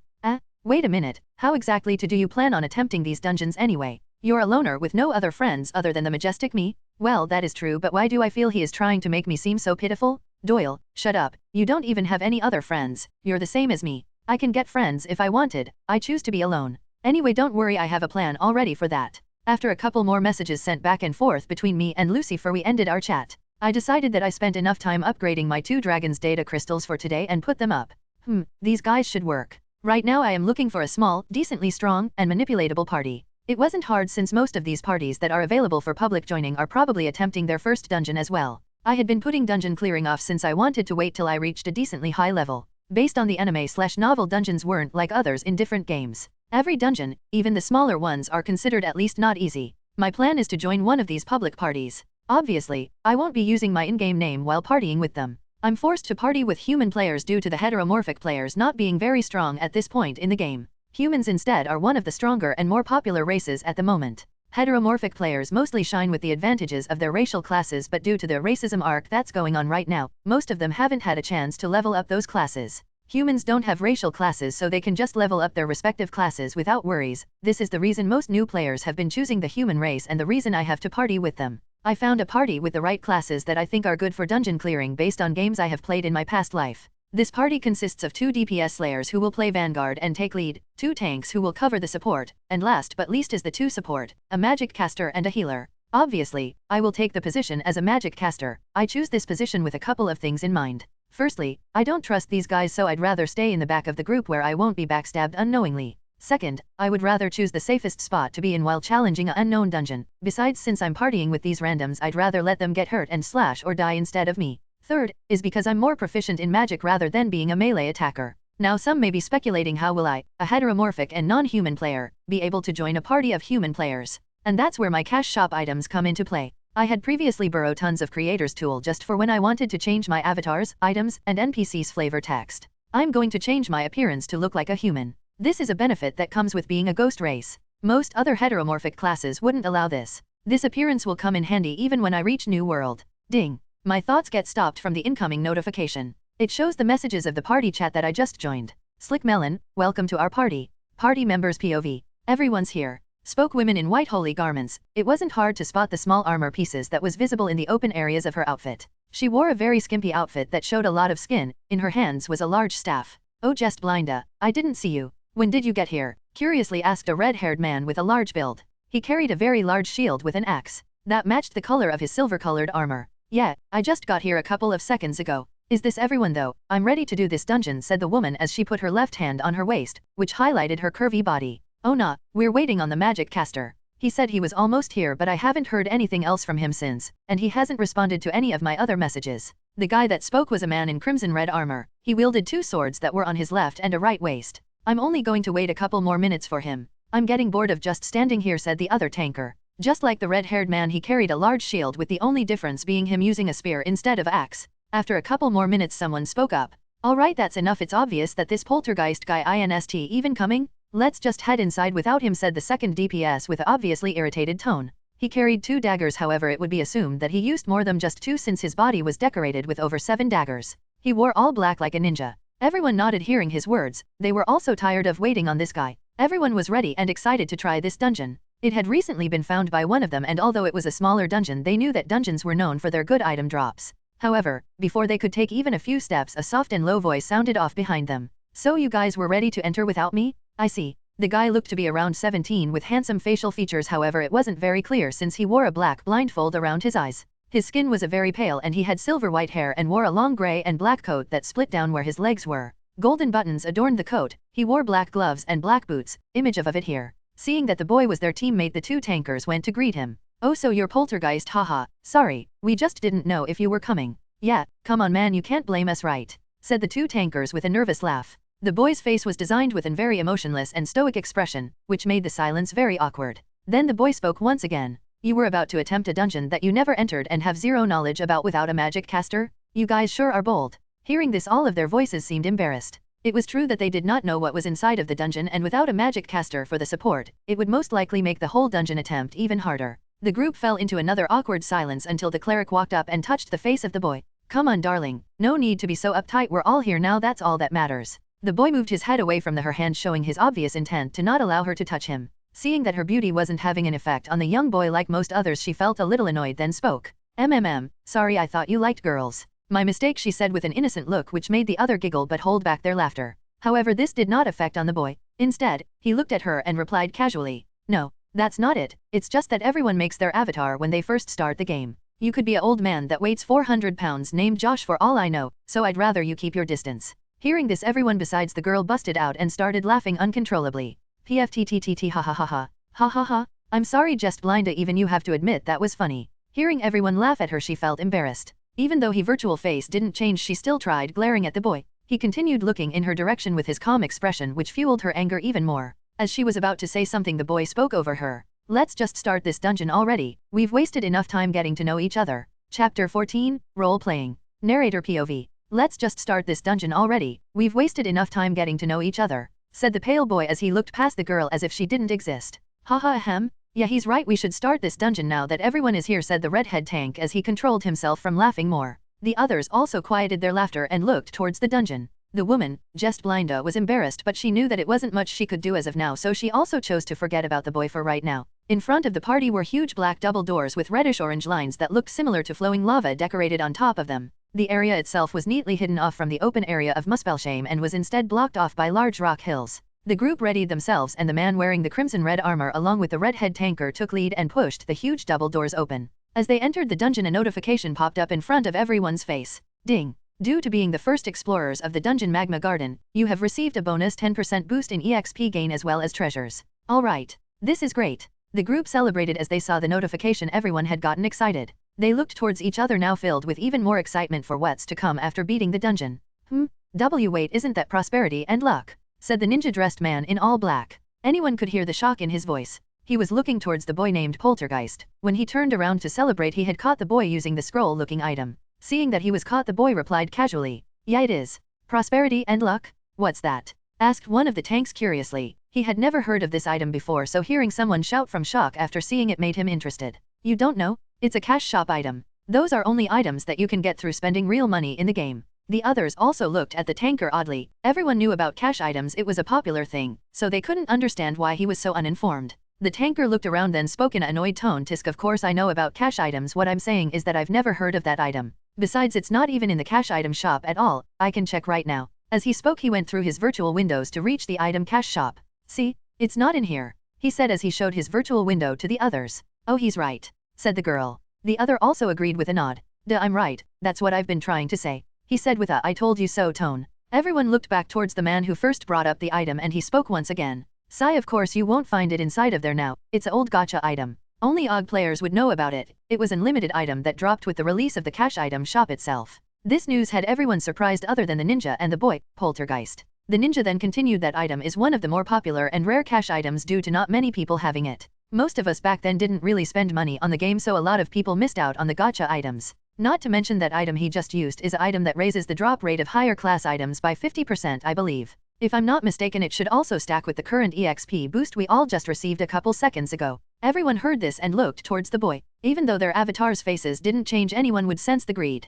Poltergeist looked around then put his right hand up signaling that they should stop. If I could then I would give everyone one, but that was my last one, sorry, he said in a regretful tone. His voice seemed very honest and believable, not to mention like the ninja stated before this item was released some time ago, so it was very possible that the boy was telling the truth. Hearing that he had just used his last one the others sighed eternally. Ah, it's fine, it's the thought that counted, said the redhead tanker. We should continue now, he said. Everyone started to walk again. The dungeon interior was very spacious. If one looked at the dungeon from the outside it wouldn't look so big, but the inside was a different story. As they passed throughout the dungeon they encountered many fire skeletons which were easily disposed of by the slayers in the front. The support barely even had to do anything other than cast a few spell here and there. As they passed through another set of doors the boy spoke, we're doing good, right? What do you think, Crimson Sword? This got the attention of the man in crimson armor as he looked back towards the others with a small artifact he had raised in his hand. Haha, you're right, this dungeon has been as easy as cake and we've gotten tons of gold and data crystals from these low-level mobs. I'm sure it won't be long until we reach the boss dash. As he was about to finish his sentence a tall figure jumped out and grabbed him, then stabbed him 3 times in the chest before dropping him on the ground and jumping back. The crimson armored man fell to the ground dropping his artifact he had been using since they started this dungeon. This shocked everyone as they flinched from surprise. Fuck. I only have 15% of my HP, Geet Blinda, heal me quick, he yelled anxiously. The girl snapped out of her shock and immediately cast a healing spell to heal his HP, and the tanks ran to the front and covered him with their shields up. The only person not reacting to this was the boy. Instead he oddly fiddled with his fingers slightly, however no one noticed this. After being healed the man jumped up and got in a defensive stance. The monster stood still as a statue as it stared towards the group. The tension in the air was heavy. No one expected to be ambushed randomly by a monster. Until recently they had been doing just fine, killing all the monsters that appeared easily. The boy reached down picking up the artifact that the man dropped and called out to him, oh sorry, this was my fault. You dropped your artifact, he said, was handing over the item. The item itself was designed to look like a all-black medallion. Oh thanks Poltergeist, don't worry, it's not your fault, I just slipped up and lost focus. He said this, but in his mind he didn't understand. How couldn't I sense the monster? My artifact was literally crafted for that, he thought. Don't worry, I've fought this kind of monster before, usually they are seriously weak to ice magic, said the boy as he walked to the front of the group. He then cast a ice spell and shot the statue-like monster, killing it with one shot. Whoa, I didn't know you were so strong. I know, right? Glad he's on our side, haha. Everyone looked at the boy with awe, even the girl who had got into an altercation early with him. Recently he had only been using small spells, so they didn't expect to see him one-shot the strong monster. After finishing up the rest of the mob, the group finally made it to what seemed like the boss room. It was across a narrow bridge. The bridge was wooden and the only thing holding it was some rope that could possibly break at any time. Underneath this bridge was nothing but hot lava with no escape out of it. If one were to fall inside it would mean inevitable death. Okay guys, we've finally made it to the boss room, now all we have to do is get across this bridge, said one of the tanks. Everyone agreed with him, though they were still on edge since this dungeon had surprised them with something unexpected once already. With everyone ready they started to move across the long bridge. However they were stopped by the boy. I think we should cross in smaller groups. It would be safer for us since the bridge looks pretty unstable, said the boy. The group had now all come to trust Poltergeist because most of all his advice throughout the dungeon had been very helpful to them, and even they seen that the bridge was pretty suspicious. I think you're right, we should split in groups of 3 and wait until the first group is crossed so our weight doesn't affect the bridge, said the redhead tanker. Following the boy's advice they moved in 2 different groups with the 2 slayers and one of their tankers going across first. As they reached the end and the other side of the bridge they turned around to look at the others. Okay, now it's your guys' turn, come on over, they yelled from the other side of the bridge. The voice echoed throughout the spacious cave-like room causing small pebbles to drop from the walls. The next group to cross consisted of the redhead tanker, the girl, and the younger-looking boy. As they crossed the bridge, the girl looked down at the lava that was bubbling like a jacuzzi. She felt a slight bump which made her lose her footing. She leaned and panicked, which caused the bridge to shake back and forth. What the? Due to all the bridge's aggressive movements, the girl ended up leaning and falling over the bridge. As she fell, she screamed and reached her hand out to grab hold of something that could possibly help her in this situation. The redhead tanker rushed to catch her, however he was too slow. Fortunately, she was caught by the boy, who swiftly grabbed her reaching hand. "I got you," he said with a soft and low voice. Seeing that the healer was safe, the redhead sighed. Thank you dash. Before she could finish giving her thanks, she heard a silent laugh coming from the boy. Then he said two very low words that only he and her could hear. "Just kidding." Hearing those words, her hand phased right through the boy's hand. He never let go of her hand, however it was like his body itself had lost its physical form, like she was trying to hold on to thin air. She fell with only one thought in her mind. How did my hand? Before she could even finish her thought, her vision went black and all she saw was a notification in front of her. "You have died." Back up on the bridge, the redhead couldn't believe that their one and only healer had just died. The boy got up and spoke in a sorrowful voice. I really tried to save her, but she let go. I don't know why she let go." The tanker walked over and put his hand on the boy's shoulder. Even from where he was standing, he saw with his own eyes that the girl let go by herself. "It's alright, we can still complete the dungeon with the 5 of us. She obviously didn't want to help us finish and instead chose to die for some reason. Well, it can't be helped. We should move and catch up to inform the others." Finally reaching the end of the bridge, the other 3 who had already made it past the bridge were panicking. What the hell happened? How could she fall? The redhead tanker put up his hand and spoke sternly. It was her choice. For some odd reason, she let go of Poltergeist's hand when he tried to help her. What? That makes no sense. We're literally at the boss room. Why would she try to kill herself? Besides, she could have just went back to the exit the regular way by following the path we took to get here, said the ninja suspiciously. "I have no idea. But me and Poltergeist saw it with our own eyes. She must have been a psycho or something," the redhead said in a tired tone. "Sigh, this is why I hate partying with strangers. Anyway, since we're here, we might as well try to fight the boss." Hearing this, everyone agreed and they all entered the room. Inside of the room was a large black tree with its branches covered fire instead of leaves. Whoa, I know, right? This so beautiful. It almost looks real. Everyone stared at the tree since it was something none of them had seen before. It was bigger than any regular tree. After a few seconds, though, all of their attention was on what was moving in the body of the tree. The tree's trunk began to move and separate, allowing a creature to crawl out of it. What appeared was jet black monster. It looked like the tree, however it had legs and arms. Its face resembled a skeleton, however it had sharp ears similar to an elf with horns that stretched like branches.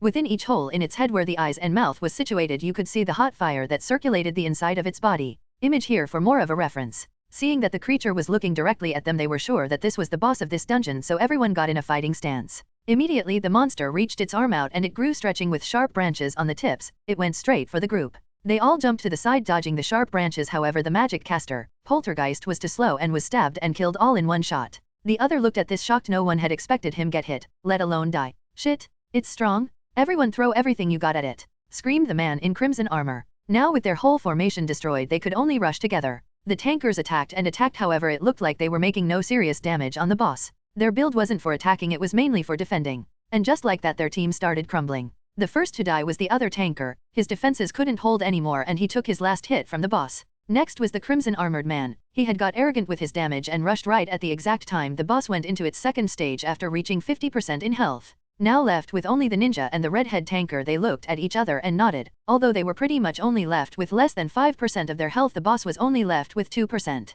They still had a chance to beat this boss. They rushed at the boss. Seeing their movement, it lifted both of its arms and shot sharp branches pieces at them. The tanker swiftly and efficiently moved and jumped in front of the ninja to block the attack with his big shield, while the ninja jumped up over him with the 2 daggers in his hands. For a split second, time seemed to move as slow as flowing water, as they could almost taste their victory until, "Sorry, but that's enough from you two. Twin magic, black flame, ... A familiar low and soft voice came from far above them. A pale and young-looking boy with the same stoic expression from their memories appeared. "Poltergeist? Why?" screamed the redhead tanker. "You guys played your role perfectly, and for that I thank you," the boy said, bowing slightly. In contrast with his stoic expression on the avatar, his voice sounded to be having fun instead. That was the last thing they saw before they got a notification. "You have died." Chapter 15, Unexpected Rewards. Doyle's POV. High Infernal Tree Demon has been defeated. Due to being the first player to clear the dungeon Magma Garden, the dungeon's treasure chest will now offer equipment with item levels up to 10 to 20% higher than usual. Ding. Requirement met. Due to solo clearing the dungeon Magma Garden, an additional reward will be given along with the dungeon reward. I watched as the boss's death animation ended slowly. Efficient and beneficial. That's all I can say about this dungeon run. From the very beginning I had already planned to get rid of the unfortunate players that ended up in my party. It was the reasoning behind me looking for a manipulable group. No one knew each other, so there was no trust between anyone. This made deceiving them even easier. PFT hahaha, man, I see how Lucifer feels after a successful prank. Ahem, is he rubbing off on me? Anyway, entering the dungeon, I started to think about how I was going to deal with the others. Multiple plans ran through my mind as we traversed. Along the way I seen that the guy, Crimson Sword, was using some kind of item that sensed the monsters in the dungeon, so I tried to make it harder for him by taking it away. I used an illusion spell to make a monster appear and ambush him. His item only picked up on monsters, so it wouldn't alert him about my illusion. However, he seemed like an experienced player, so I decided to call him and take his attention off the path we were going. I made it much more believable by casting another illusion on him that made it seem like he lost HP. It ended up working and I easily replaced his item with a decent-sized rock. Of course it was cloaked in an illusion, however this still didn't get him killed. You see, I didn't want to kill any of them directly since it would definitely give me a penalty, which was pretty annoying. Luckily I got that chance when we reached that wooden bridge. I decided to get rid of the healer since she was the only one who could actually cast healing magic. The others would have to result in using health potions to replenish HP. Honestly, I didn't expect her death to go so well with the group. It was all thanks to that tank with the red hair. The ninja guy seemed sorta suspicious of the situation, but even he just brushed it off, probably because we were at the boss room already. The rest was pretty obvious. I faked my death and let the boss do all the hard work. The last surviving two of the party actually surprised me with how close they came to beating the boss, but I couldn't let them complete that. I still ended up getting the player killing penalty in the end, but the boss was already at 2% health, which was literally one tap away from death, so it was no biggie. In the end I leveled up 3 times from those 3 kills, the 2 players and the boss. It's most likely due to my title, plus the cash item I used when we first entered the dungeon, not to mention the 10% bonus we got for being the first to enter the dungeon. When they all stack it boosts to about 110% boost in EXP gain. I guess the boost also applied when killing the players as well as the boss. The best part though, is that after I got rid of the rest of the party and beat the boss, the game counted this as me beating the dungeon solo. Honestly I hoped this would happen, but in my mind chances were low since in most games as long as a player got a hit on the boss they were always counted as a part of damage taken by the boss even if they died, but I guess it doesn't work that way here. Now with the boss finally gone, a chest with lines of lava decorated on top of it appeared where the boss used to be.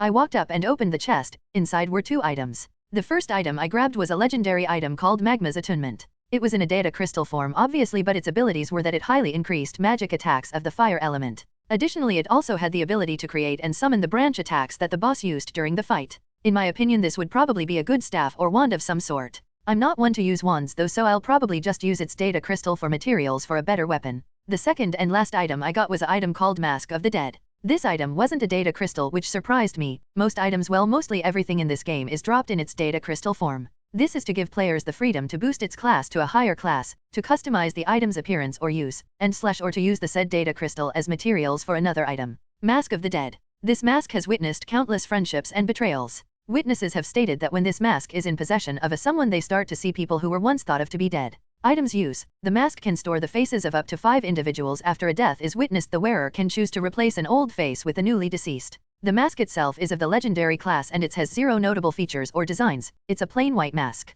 Oh, this can come in handy for sure. I'll definitely be using this in the future. After claiming my 2 rewards, the chest in front of me broke into millions of white particles and dissolved. Then a white portal appeared to the left of me. As I was about to walk towards the dungeon, something clicked in my mind and I turned around and looked towards the ground. Ha ha ha. How could I forget about the items that the players dropped after dying? I joyfully and swiftly hoarded the items that littered the ground from the fallen party members. Unfortunately I couldn't get any of the girl's items since she died in the lava, but whatever. With nothing else to do here I changed back to my original ghost body and touched the portal. I appeared outside in the front of the dungeon where the entrance was. A week later, in the game. Gatekeeper, Ghost, we just found another dungeon that you can go to after you're done with the one you're currently doing. Ghost, I'm done with this dungeon already, so just send over the location. Make sure that it's a dungeon that no one explored. It's been about a week now in game since I completed my first dungeon run. Since then I have already done about 5 dungeons, well now 6 if we're counting the dungeon I just completed some seconds ago. With the help of the 3 Burning Eyes Guild, I have been able to find multiple dungeons. I've only been targeting dungeons that haven't been explored since they are the most rewarding.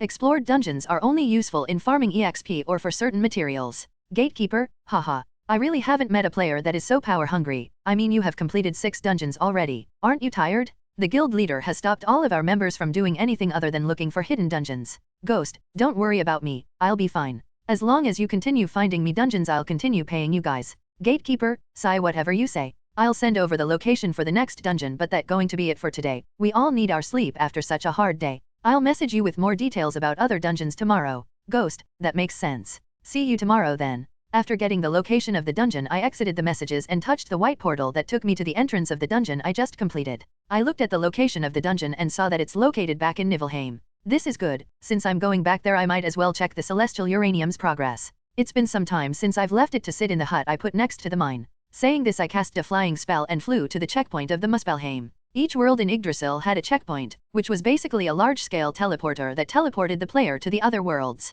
It was theoretically possible to manually fly from one world to another, but, due to the size of each world being 3x the size of Tokyo, that was not something I planned on doing. Now in Niflheim, I flew to where I hid the mine and my hut. Along the way, I decided to allot my status points I got while leveling up. IGN, Doyle. Gender, male. Race, ghost, heteromorphic. Level, 85. HP, 69. MP, 100+. PHYATK, 88.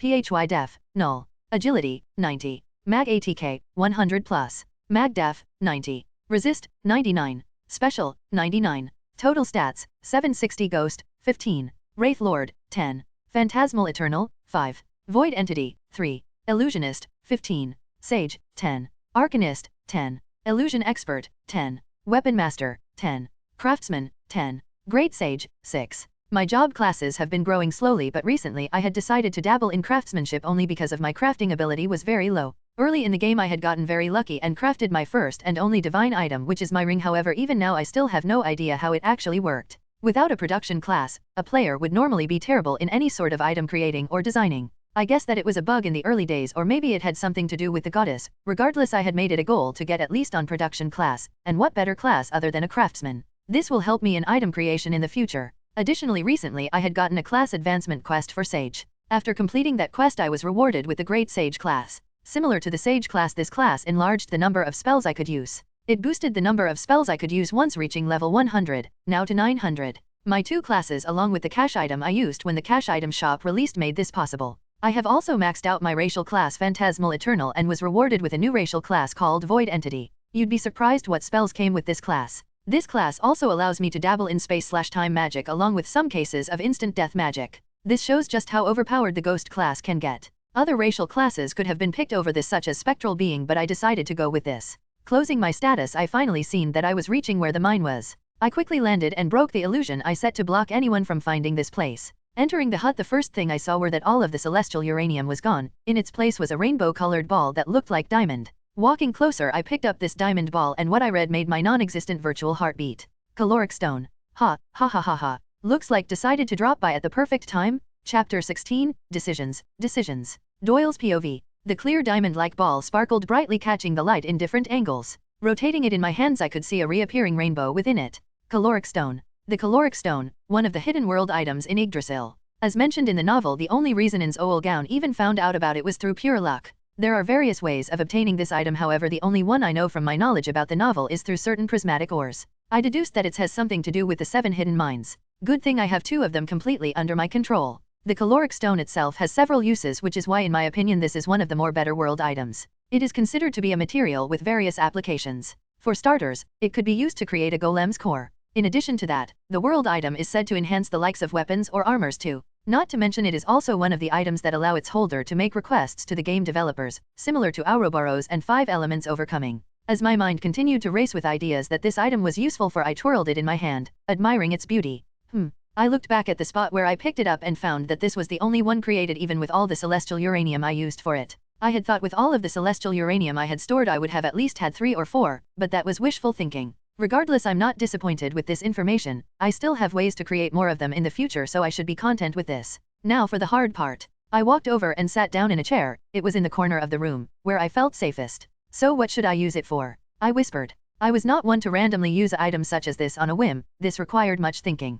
At the moment I don't need a golem's core since I don't plan on making a golem. Using it for item materials I could make a really good item. I mean, I have leveled craftsman up to its max, but I don't think using it for materials is the smart thing to do right now. This item itself takes time just to be formed. I would have to wait for another unknown amount of time just to have another chance to use it again. No, the most logical thing would be to use its ability to request from the devs, but even then I'm not fully sure what to ask for. I sat motionless in the chair, not making a single movement. Sigh, for now I should keep it in my inventory until I'm sure about what to use it for. It's not like I have to go use it right now anyway. I take another moment to let out another big sigh. Well, that's a weight off my brain for now. I should continue dungeon clearing until the world tournament. With my brainstorming over, I left the small hut and entered the mine once more. Just like when I first entered the mine, all the celestial uranium seemed to have formed back along with the lesser ores like adamantite. After cleaning out the mine, I stored all of it inside of the hut like before. Scene change. Lucifer's POV. Inside of a hut big enough for only one room, I sat in a chair backwardly. My arms hung over the back end of the chair as I stared at my one and only friend in the game, Doyle.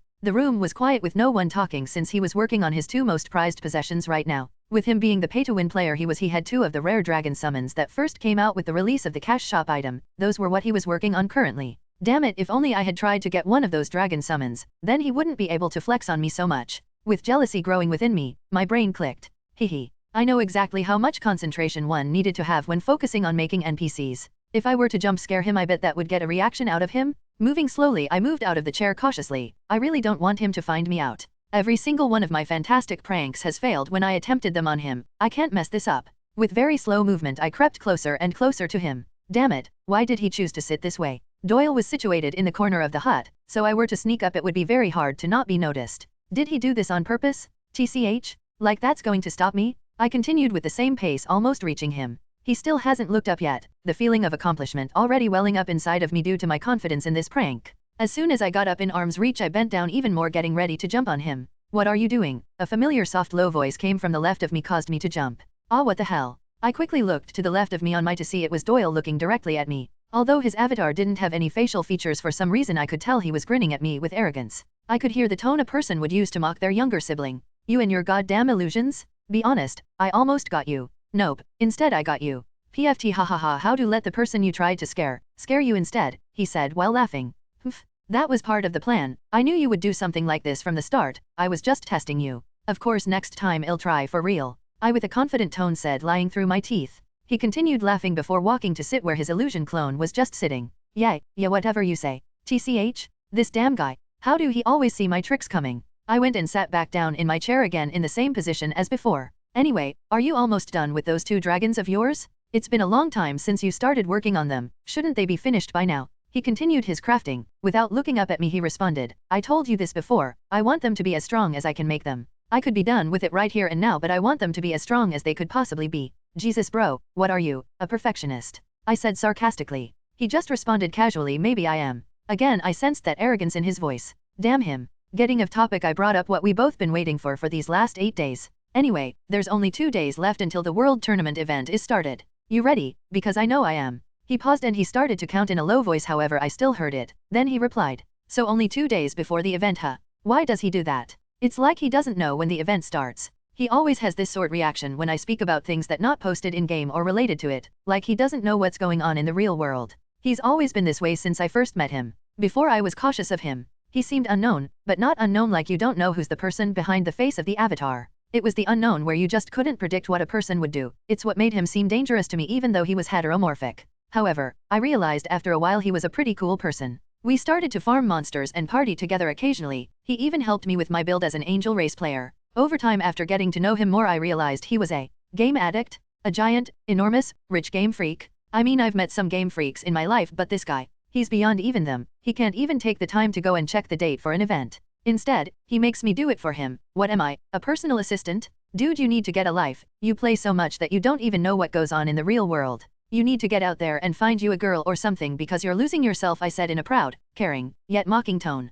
He looked at me for a minute, then opened his hand. Within his hand appeared a weird, ugly-looking baby. Before I could even react, he threw it at me. Reflexively, I caught it in my hands and looked at him. The hell is this? Why did you suddenly give me this thing? I said, confused. Oh, that. He paused, giggling evilly like a villain from a movie, then he continued. That tiny monster is called a carrion baby. You can buy from the cash shop. You see, they actually bite dash. Before he could finish his sentence, the baby jumped out of my hands and bit me on my avatar's face. You have lost -10 HP. Warning, you have been poisoned. What the hell? While I was screaming, I quickly snatched the little shit off my face, turned around, and threw it across the room. Behind me, I could hear Doyle's laughter. I forgot to mention it poisons you if you get bit. You might want to take an antidote quick. Haha. Hearing this, I quickly turned around, getting ready to attack him with a little trick of my own. However, when I turned towards him, quick, think fast, he said as he tossed 2 more at me. Both of the babies jumped and bit me right on my neck. You have lost -20 HP. This bastard? Chapter 17, the start of the World Tournament? Doyle's POV.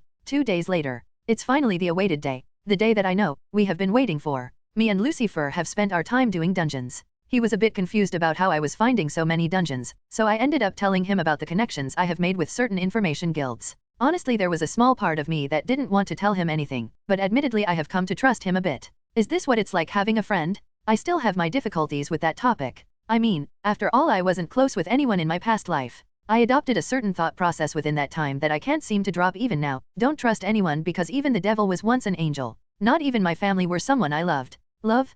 Whatever. Anyway, with Lucifer's help I figured out the time difference between the real world and Yggdrasil.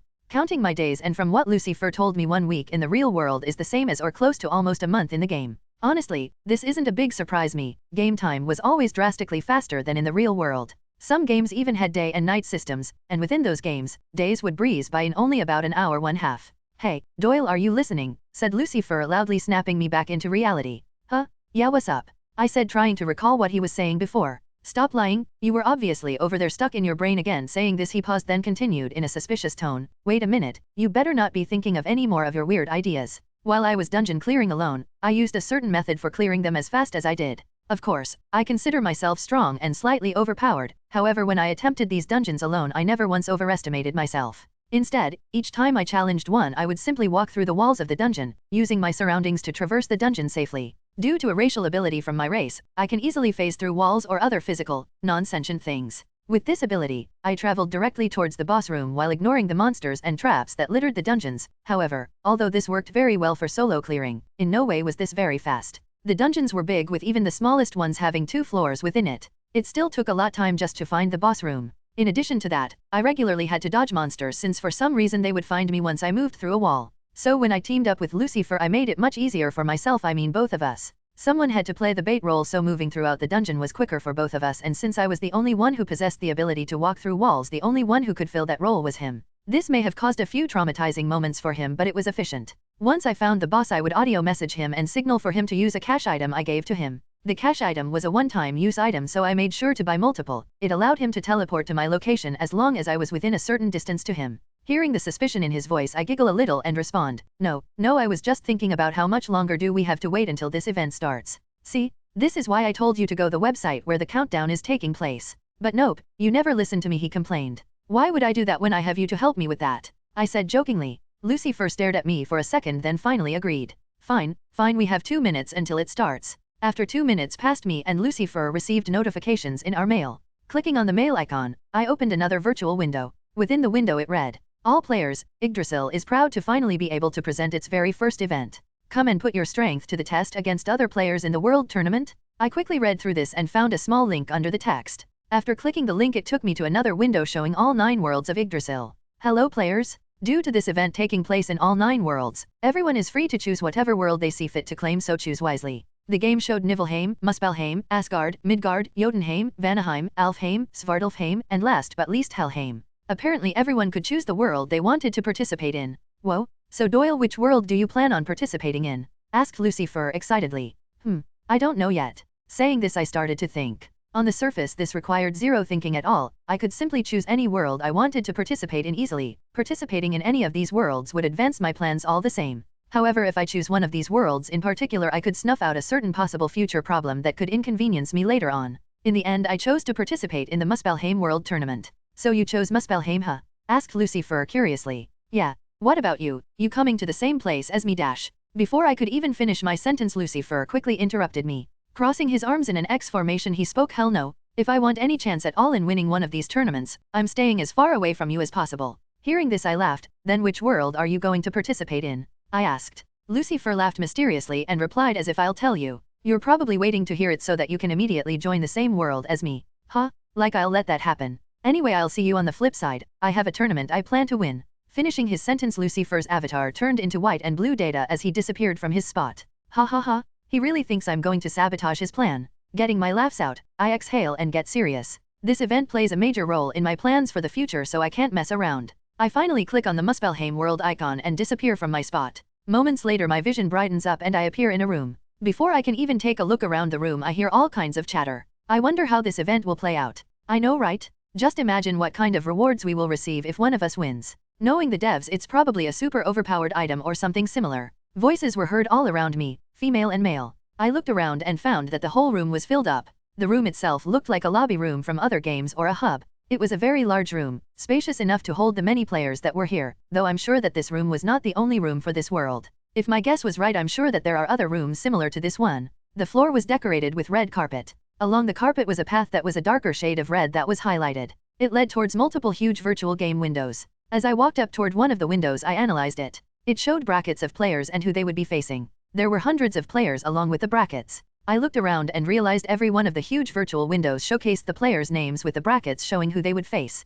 At the top center of the room was a large timer. It was counting down the time, allowing for any of the players who hadn't joined yet and still planned to participate to have time to join. There was a second floor which I climbed since I wanted to be away from such large crowds. As I walked to the second floor, I did look around. Maybe I would find someone I recognized from the novel/anime? Reaching the second floor, I walked, then leaned over the railing and looked down at all the players as they spoke with excitement. After about 6 minutes, the timer had only 7 minutes left until the event finally kicked off. Suddenly a player appeared and caught almost everyone's attention. He wore platinum silver armor. His helmet was similar to a knight's, however there were small pieces of the helmet pointing up, making it look like a crown. Along his back was a long cape with grey feathers and fur, and a sword with the same platinum color hung on his waist. Image here, hopefully lol. Is that Shadow? Ah fuck, and there goes my chance of winning. Damn it, why did he choose this world? I thought his clan was situated in Jotunheim. Multiple outbursts were heard, however the player didn't acknowledge any of them and instead walked upstairs to the second floor after looking at his opponent in the brackets. I immediately knew who this guy was hearing his name. It was a name I heard after I destroyed the Black Skulls Guild. Around that time, when names were floating around for who could have been the culprit for destroying a whole guild single-handedly, and his name was at the top of that list since he was popular for his strength. The number 2 ranked player in the leaderboards. Shadow, I whispered. Well, looks like this tournament will be a bit fun. Chapter 18, A Show of Power. Doyle's POV. Shadow, the second-ranked player in Yggdrasil, right after me on the leaderboards. To think he would choose Muspelheim to participate in. In all honesty, I had expected someone high on leaderboards to show up, but not him. Well, this confirmed a suspicion of mine quite early. It's a good thing I joined this world. Looking up towards the top center of the room, I watch as the timer finally reached 0. As soon as it reached 0, the biggest virtual window in the room grew even larger, large enough for everyone present in the room to see what was happening on the screen without any issues. Everyone looked towards the virtual window. It focused on a humanoid who wore a tight-fitted tuxedo. The humanoid's face and hands were all plain white. The best way to describe his face was that although he had eyes and a mouth, his face was featureless. Within the large virtual screen window, he was currently in a huge arena with countless players sitting inside of the seating areas.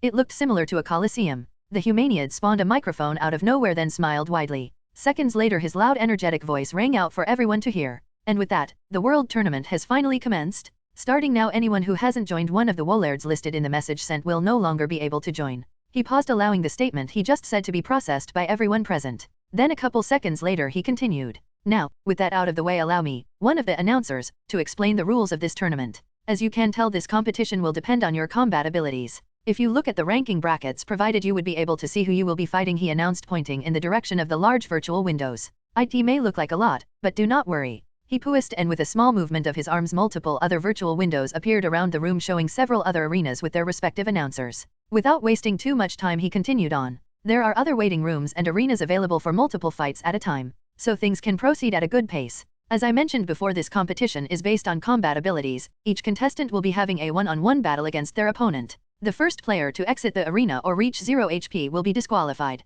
But do not be alarmed, no items will be dropped upon death during the tournament. Haha, I am sure you all can understand the rest, right? Now let the world tournament start. After the announcer finished his long speech, the crowds went crazy. Screams of excitement and expectation were in everyone's voices. The announcer spread his arms and started to float above the arena, smiling. A couple of seconds later he snapped his fingers and the timer in the top center of the room reset to 15 minutes. Additionally, multiple players were teleported to the arenas. The announcers quickly announced the players' names and rank on the leaderboards, however I didn't care for these guys' ranks since it was below the top 100. As soon as the fight started, the timer started counting down.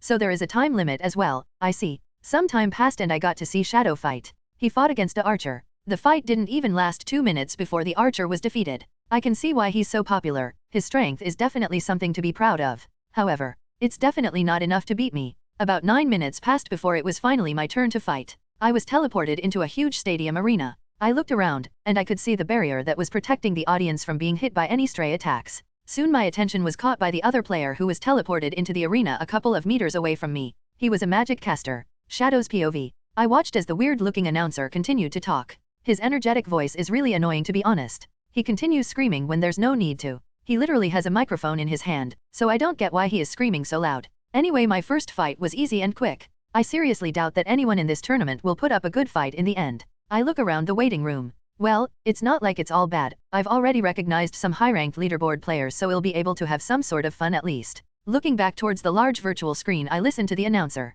Our next two contestants are dash. The announcer paused, looking at the information window that only he could see that was in front of him. Then his smile widened even more than it already was before he continued. Ho ho ho, one of our next contestants is quite unique. I am sure this fight will be very entertaining to watch, he said, smiling while peeking back at the info tab in front of him. This also got the audience interested as they listened to the announcer with curiosity. Unique? What is he talking about? Is there someone I haven't spotted? That's highly unlikely, but it is a possibility since there are a lot of players here. My thinking was cut short by the loud shouting of the announcer. On my right here is the contestant Flax, ranked number 546 in the leaderboards, screamed the announcer. Is this really what he was so excited about? The player in particular was a human magic caster. He wore robes that hung all the way down to his feet. I wouldn't even be surprised if he slipped while walking with that on. Is this it? A low-leveled magic caster? Wait. Let's not jump into any conclusions just yet. There's still another player who needs to be announced. I narrowed my eyes and stared at the screen to listen to the announcer's next words. Now for our next contestant. This player is indeed very special. As the announcer spoke, a player appeared in the arena a few meters away from the magic caster. The player looked weird. I'm not even sure what race the player is. He/she had something that looked similar to a huge blanket being thrown over it. Though you couldn't see the player's body, you could see his/her arms when they revealed it. I could clearly see the radiating glowing white eyes through the cloth-like material. Well, yes, this definitely is unique. I wonder how strong this player is. As I looked at the virtual screen, I could hear the questions the crowds were throwing at the announcer. Hey, is that a player? It looks more like monster to me. Hey, Mr. Announcer, what race is that? I've never seen a player like that before. Ho ho ho. Allow me to introduce the contestant Doyle, the number 1 player of Yggdrasil. Hearing this, the whole arena was engulfed in screams of shock and excitement. I was stunned. That is Doyle? I have always wondered how he looked. All this time I have been trying to overtake him on the leaderboards. My one goal has been to become number 1, but even after all my hard work and grinding, even after hundreds of hours invested in the game, I am still ranked 2nd. It is infuriating, but what irks me the most is that I can't even see what I'm up against because for some reason his level is hidden. It's like trying to climb a long ladder, but you can never see how far it is until you reach the end. I sigh heavily. This is troublesome. I have never seen his strength. I have to make sure to concentrate completely on this match to see what I am up against. This way I can make a counterplan against him when we face each other. I tune out all the chaos around me as I focus on the screen in front of me. Narrator's POV. Now with both contestants prepared, you may begin the match, declared the announcer. Hearing the announcer give the go to start, Flax immediately went to cast a spell. However, within a second Doyle appeared directly in front of him, casually placing his sword back into the sheath. As Flax fell to the ground, he was completely confused. Why am I falling? He thought. He became even more confused due to the notification he read. Warning, you have lost -100 HP. You have died. Confusion clouded his mind.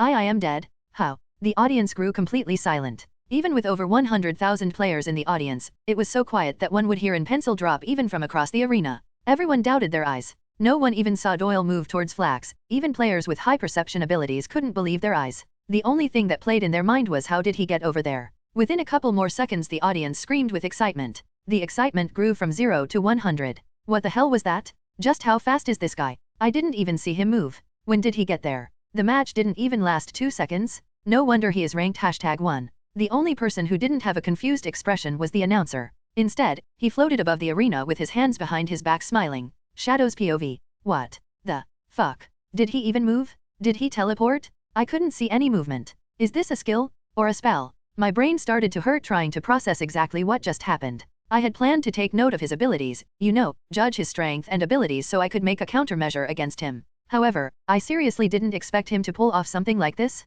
How am I supposed to make a counter against that? I mean, is that kind of ability even legal? Did he just cheat in front of thousands of people? I look around the waiting room and it seems everyone is the same as me. No one saw what happened or how he got there so fast. My heart starts to beat fast due to my excitement. Although I feel deep in my heart that I have no chance against such a person, I can't help but have high hopes for our fight. Oh man, this guy, what the hell is he? Chapter 19, The Hype for a Battle. Doyle's POV. That match was easy. It wouldn't be an understatement to say that it ended before it could even begin. As soon as the announcer said start, I used the 11th tier, super tier, spell called Time Stop and casually walked towards the mage. Once I reached him, I used a sword I upgraded not too long ago before this tournament started. I've also changed its initial look and appearance to a katana. Seconds later the spell lifted, and the match was over. I realized something when using Time Stop though. Unlike when in New World, when a player uses that spell here, time does not stop, but that's understandable. Instead, due to the technology in this world that's built into the neural nano interface that operates Yggdrasil, when using time stop it instead super speeds up the mind of the player who uses the spell.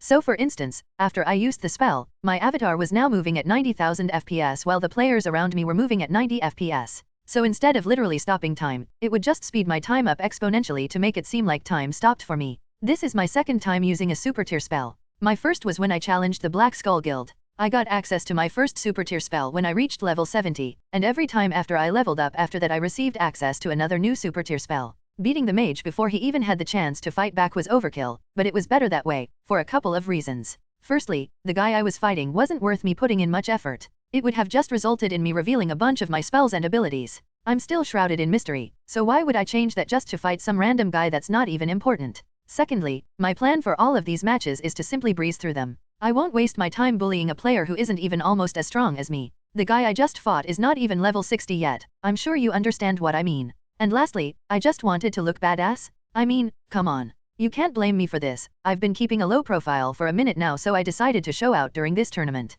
I should show these guys why I'm ranked number 1. Ahem, of course, there are other more important reasons for me showing off. For example, this could allow me to expand my influence, and I could make more connections within Yggdrasil. The fight didn't even last a second. How did he do it? Said the announcer as he snatched me out of my thoughts. I looked up and around to hear the crowds of people in the audience celebrating. Hearing this, I can't lie, this felt pretty good. I don't like to get much attention, but this isn't too bad. Seconds later the announcer continued.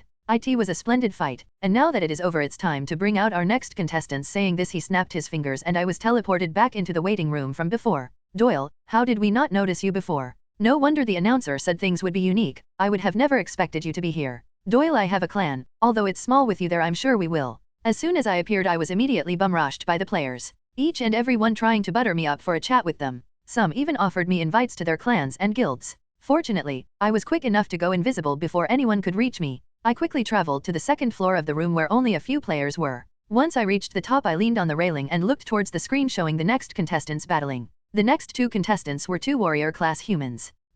Now that I think about I haven't seen a lot of heteromorphic players. I looked over the railing down at the players on the first floor. Well, there are some non-human players, but the majority is definitely the humans. I'd say it's 30% heteromorphics and 70% humans. Tap tap. Hearing armored footsteps I looked over my shoulder to the left of me only to see Shadow looking directly at me. This guy, he sees me. Right now I'm using my invisibility so it's normal for players to not see me at all, but this guy, he's literally looking directly at me. Before I could say anything he spoke. So you're Doyle. I watched your match with that mage. It was a good fight, it ended faster than my fight. He said. Yeah. I didn't want to waste too much time fighting him, so I decided it would be better to end things quick. Your match was also good. I said, paying him back a compliment. He analyzed me, looking me up and down for a couple seconds, then he crossed his arms and spoke once more. I've been thinking since I first saw that fight, and I still can't come up with an answer yet. What exactly did you do to reach that mage so fast?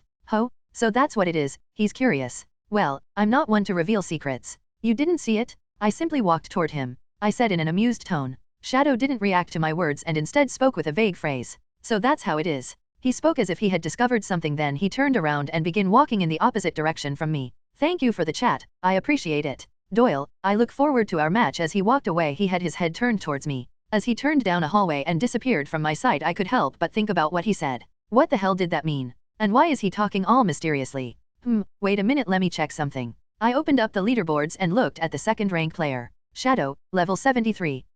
So that's what it is. He's level 70, so I'm sure he knows I used a super tier spell. He mustn't have realized it until now. Well, that's understandable since there is a high chance that he doesn't have the spell time stop, so he probably didn't know what I could have done. His class build probably focuses on something that is not magic oriented. Time flew by and I was teleported back into the arena. It was my turn to fight again. Of course, I quickly got rid of my opponent so as to not waste time. Shadow also did the same on his turn. Honestly, it looked to me like he was trying to beat my speed when beating his opponents. This guy sure is competitive. More time passed and the contestants had finally reached a small number. We had finally entered the semifinals. During these fights, I was put up against players who were within the top 100 on the leaderboards. They were also easy due to their levels and because of their disadvantages against me. When my opponent was a warrior-oriented class, I'd just take advantage of my physical immunity and destroy them at close range. My weapon master class was really beneficial during those fights. When my opponent was more of a magic-oriented class, I'd use a couple of illusions to distract and disrupt their focus from me whilst I simply drained their health down. Though this does sound like it took a lot of work, you have to put my gears and items into the fray to understand just how much of a different league I was in compared to the others.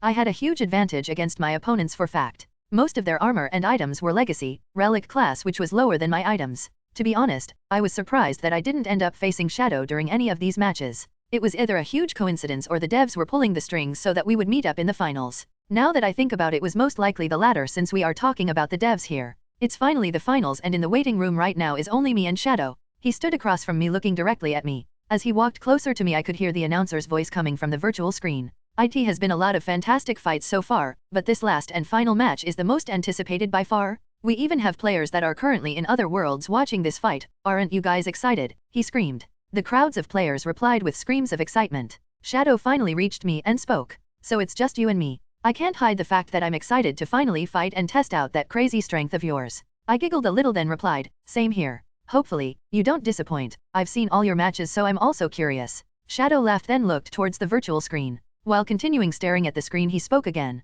To think even players from other worlds are watching this fight. This is exhilarating. I looked at him from the side of my eye and replied confidently while also joking, so you better not embarrass yourself. He laughed once more, then looked in my direction, reaching out his armored hand. Same to you. I'll see you inside of the arena. Maybe after this tournament we can add each other and play together sometime. I looked towards his hand for a couple of seconds, then reached out my hand to shake his. Yeah, maybe. Almost on cue, we were both teleported into the arena. All around me the audience screamed my and Shadow's name. With such screams colliding, it made the arena start to tremble. Now for our last match of the finals. On my right side, a player who has been beating all of his opponents with ease is the contestant Shadow, the rank number 2 player, yelled the announcer energetically. Almost immediately the audience yelled his name. And on my left side is a player who has been making speed records with how fast he has been destroying his opponents, the contestant Doyle, the number 1 rank player of Yggdrasil. The crowd screamed even louder, with the players jumping out of their seats. The announcer let everyone scream their hearts out for some seconds before finally speaking once more. I know that everyone is ready for this match to begin, so I won't waste too much time.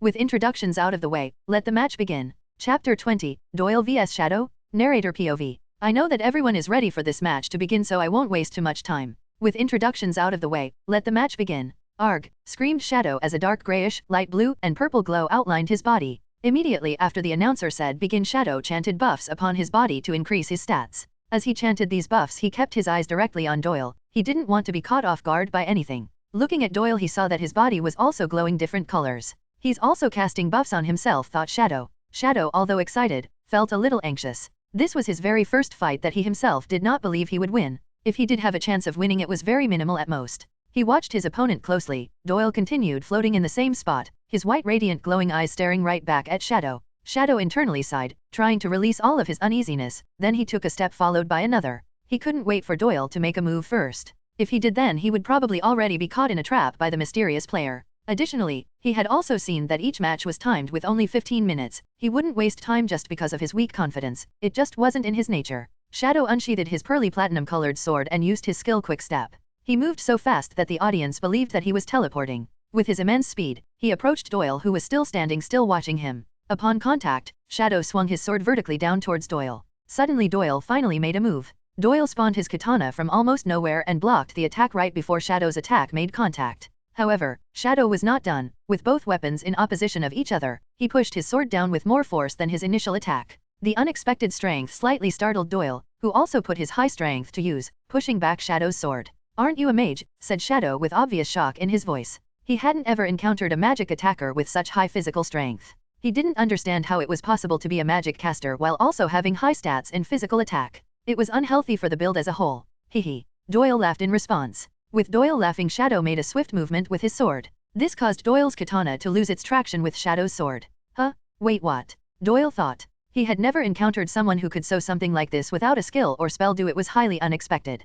With such a huge opening, Shadow swung his sword with immense momentum. Doyle immediately jumped back to make more distance between them, which caused Shadow's attack to miss his attack by a few inches. TCH. Shadow internally sucked his teeth. He had created such a great opening, but he couldn't use it to his advantage. Well, it's not all my fault. That speed just now. So he has high physical strength and speed as well? What kind of build did he create to be able to have stats like this? It's not common with magic casters at all. Shadow's uneasiness has only increased with these few attacks. Doyle, however, was also still a bit shocked behind the small maneuver Shadow had made with his sword. This guy, don't tell me, dash. Before he could even finish his thought, he was again approached by Shadow. This time Shadow's sword was imbued with white electricity. Shadow imitated himself about to attack, which caused Doyle to slash his katana horizontally to block. However, right when Doyle swung his katana, Shadow jumped over it. while midair Shadow pulled back his arms with the sword and quickly stabbed his sword to the head of Doyle. This was again another surprise for Doyle as he retreated once again. However, when he finally got at a safer distance, he received a notification that surprised him even more.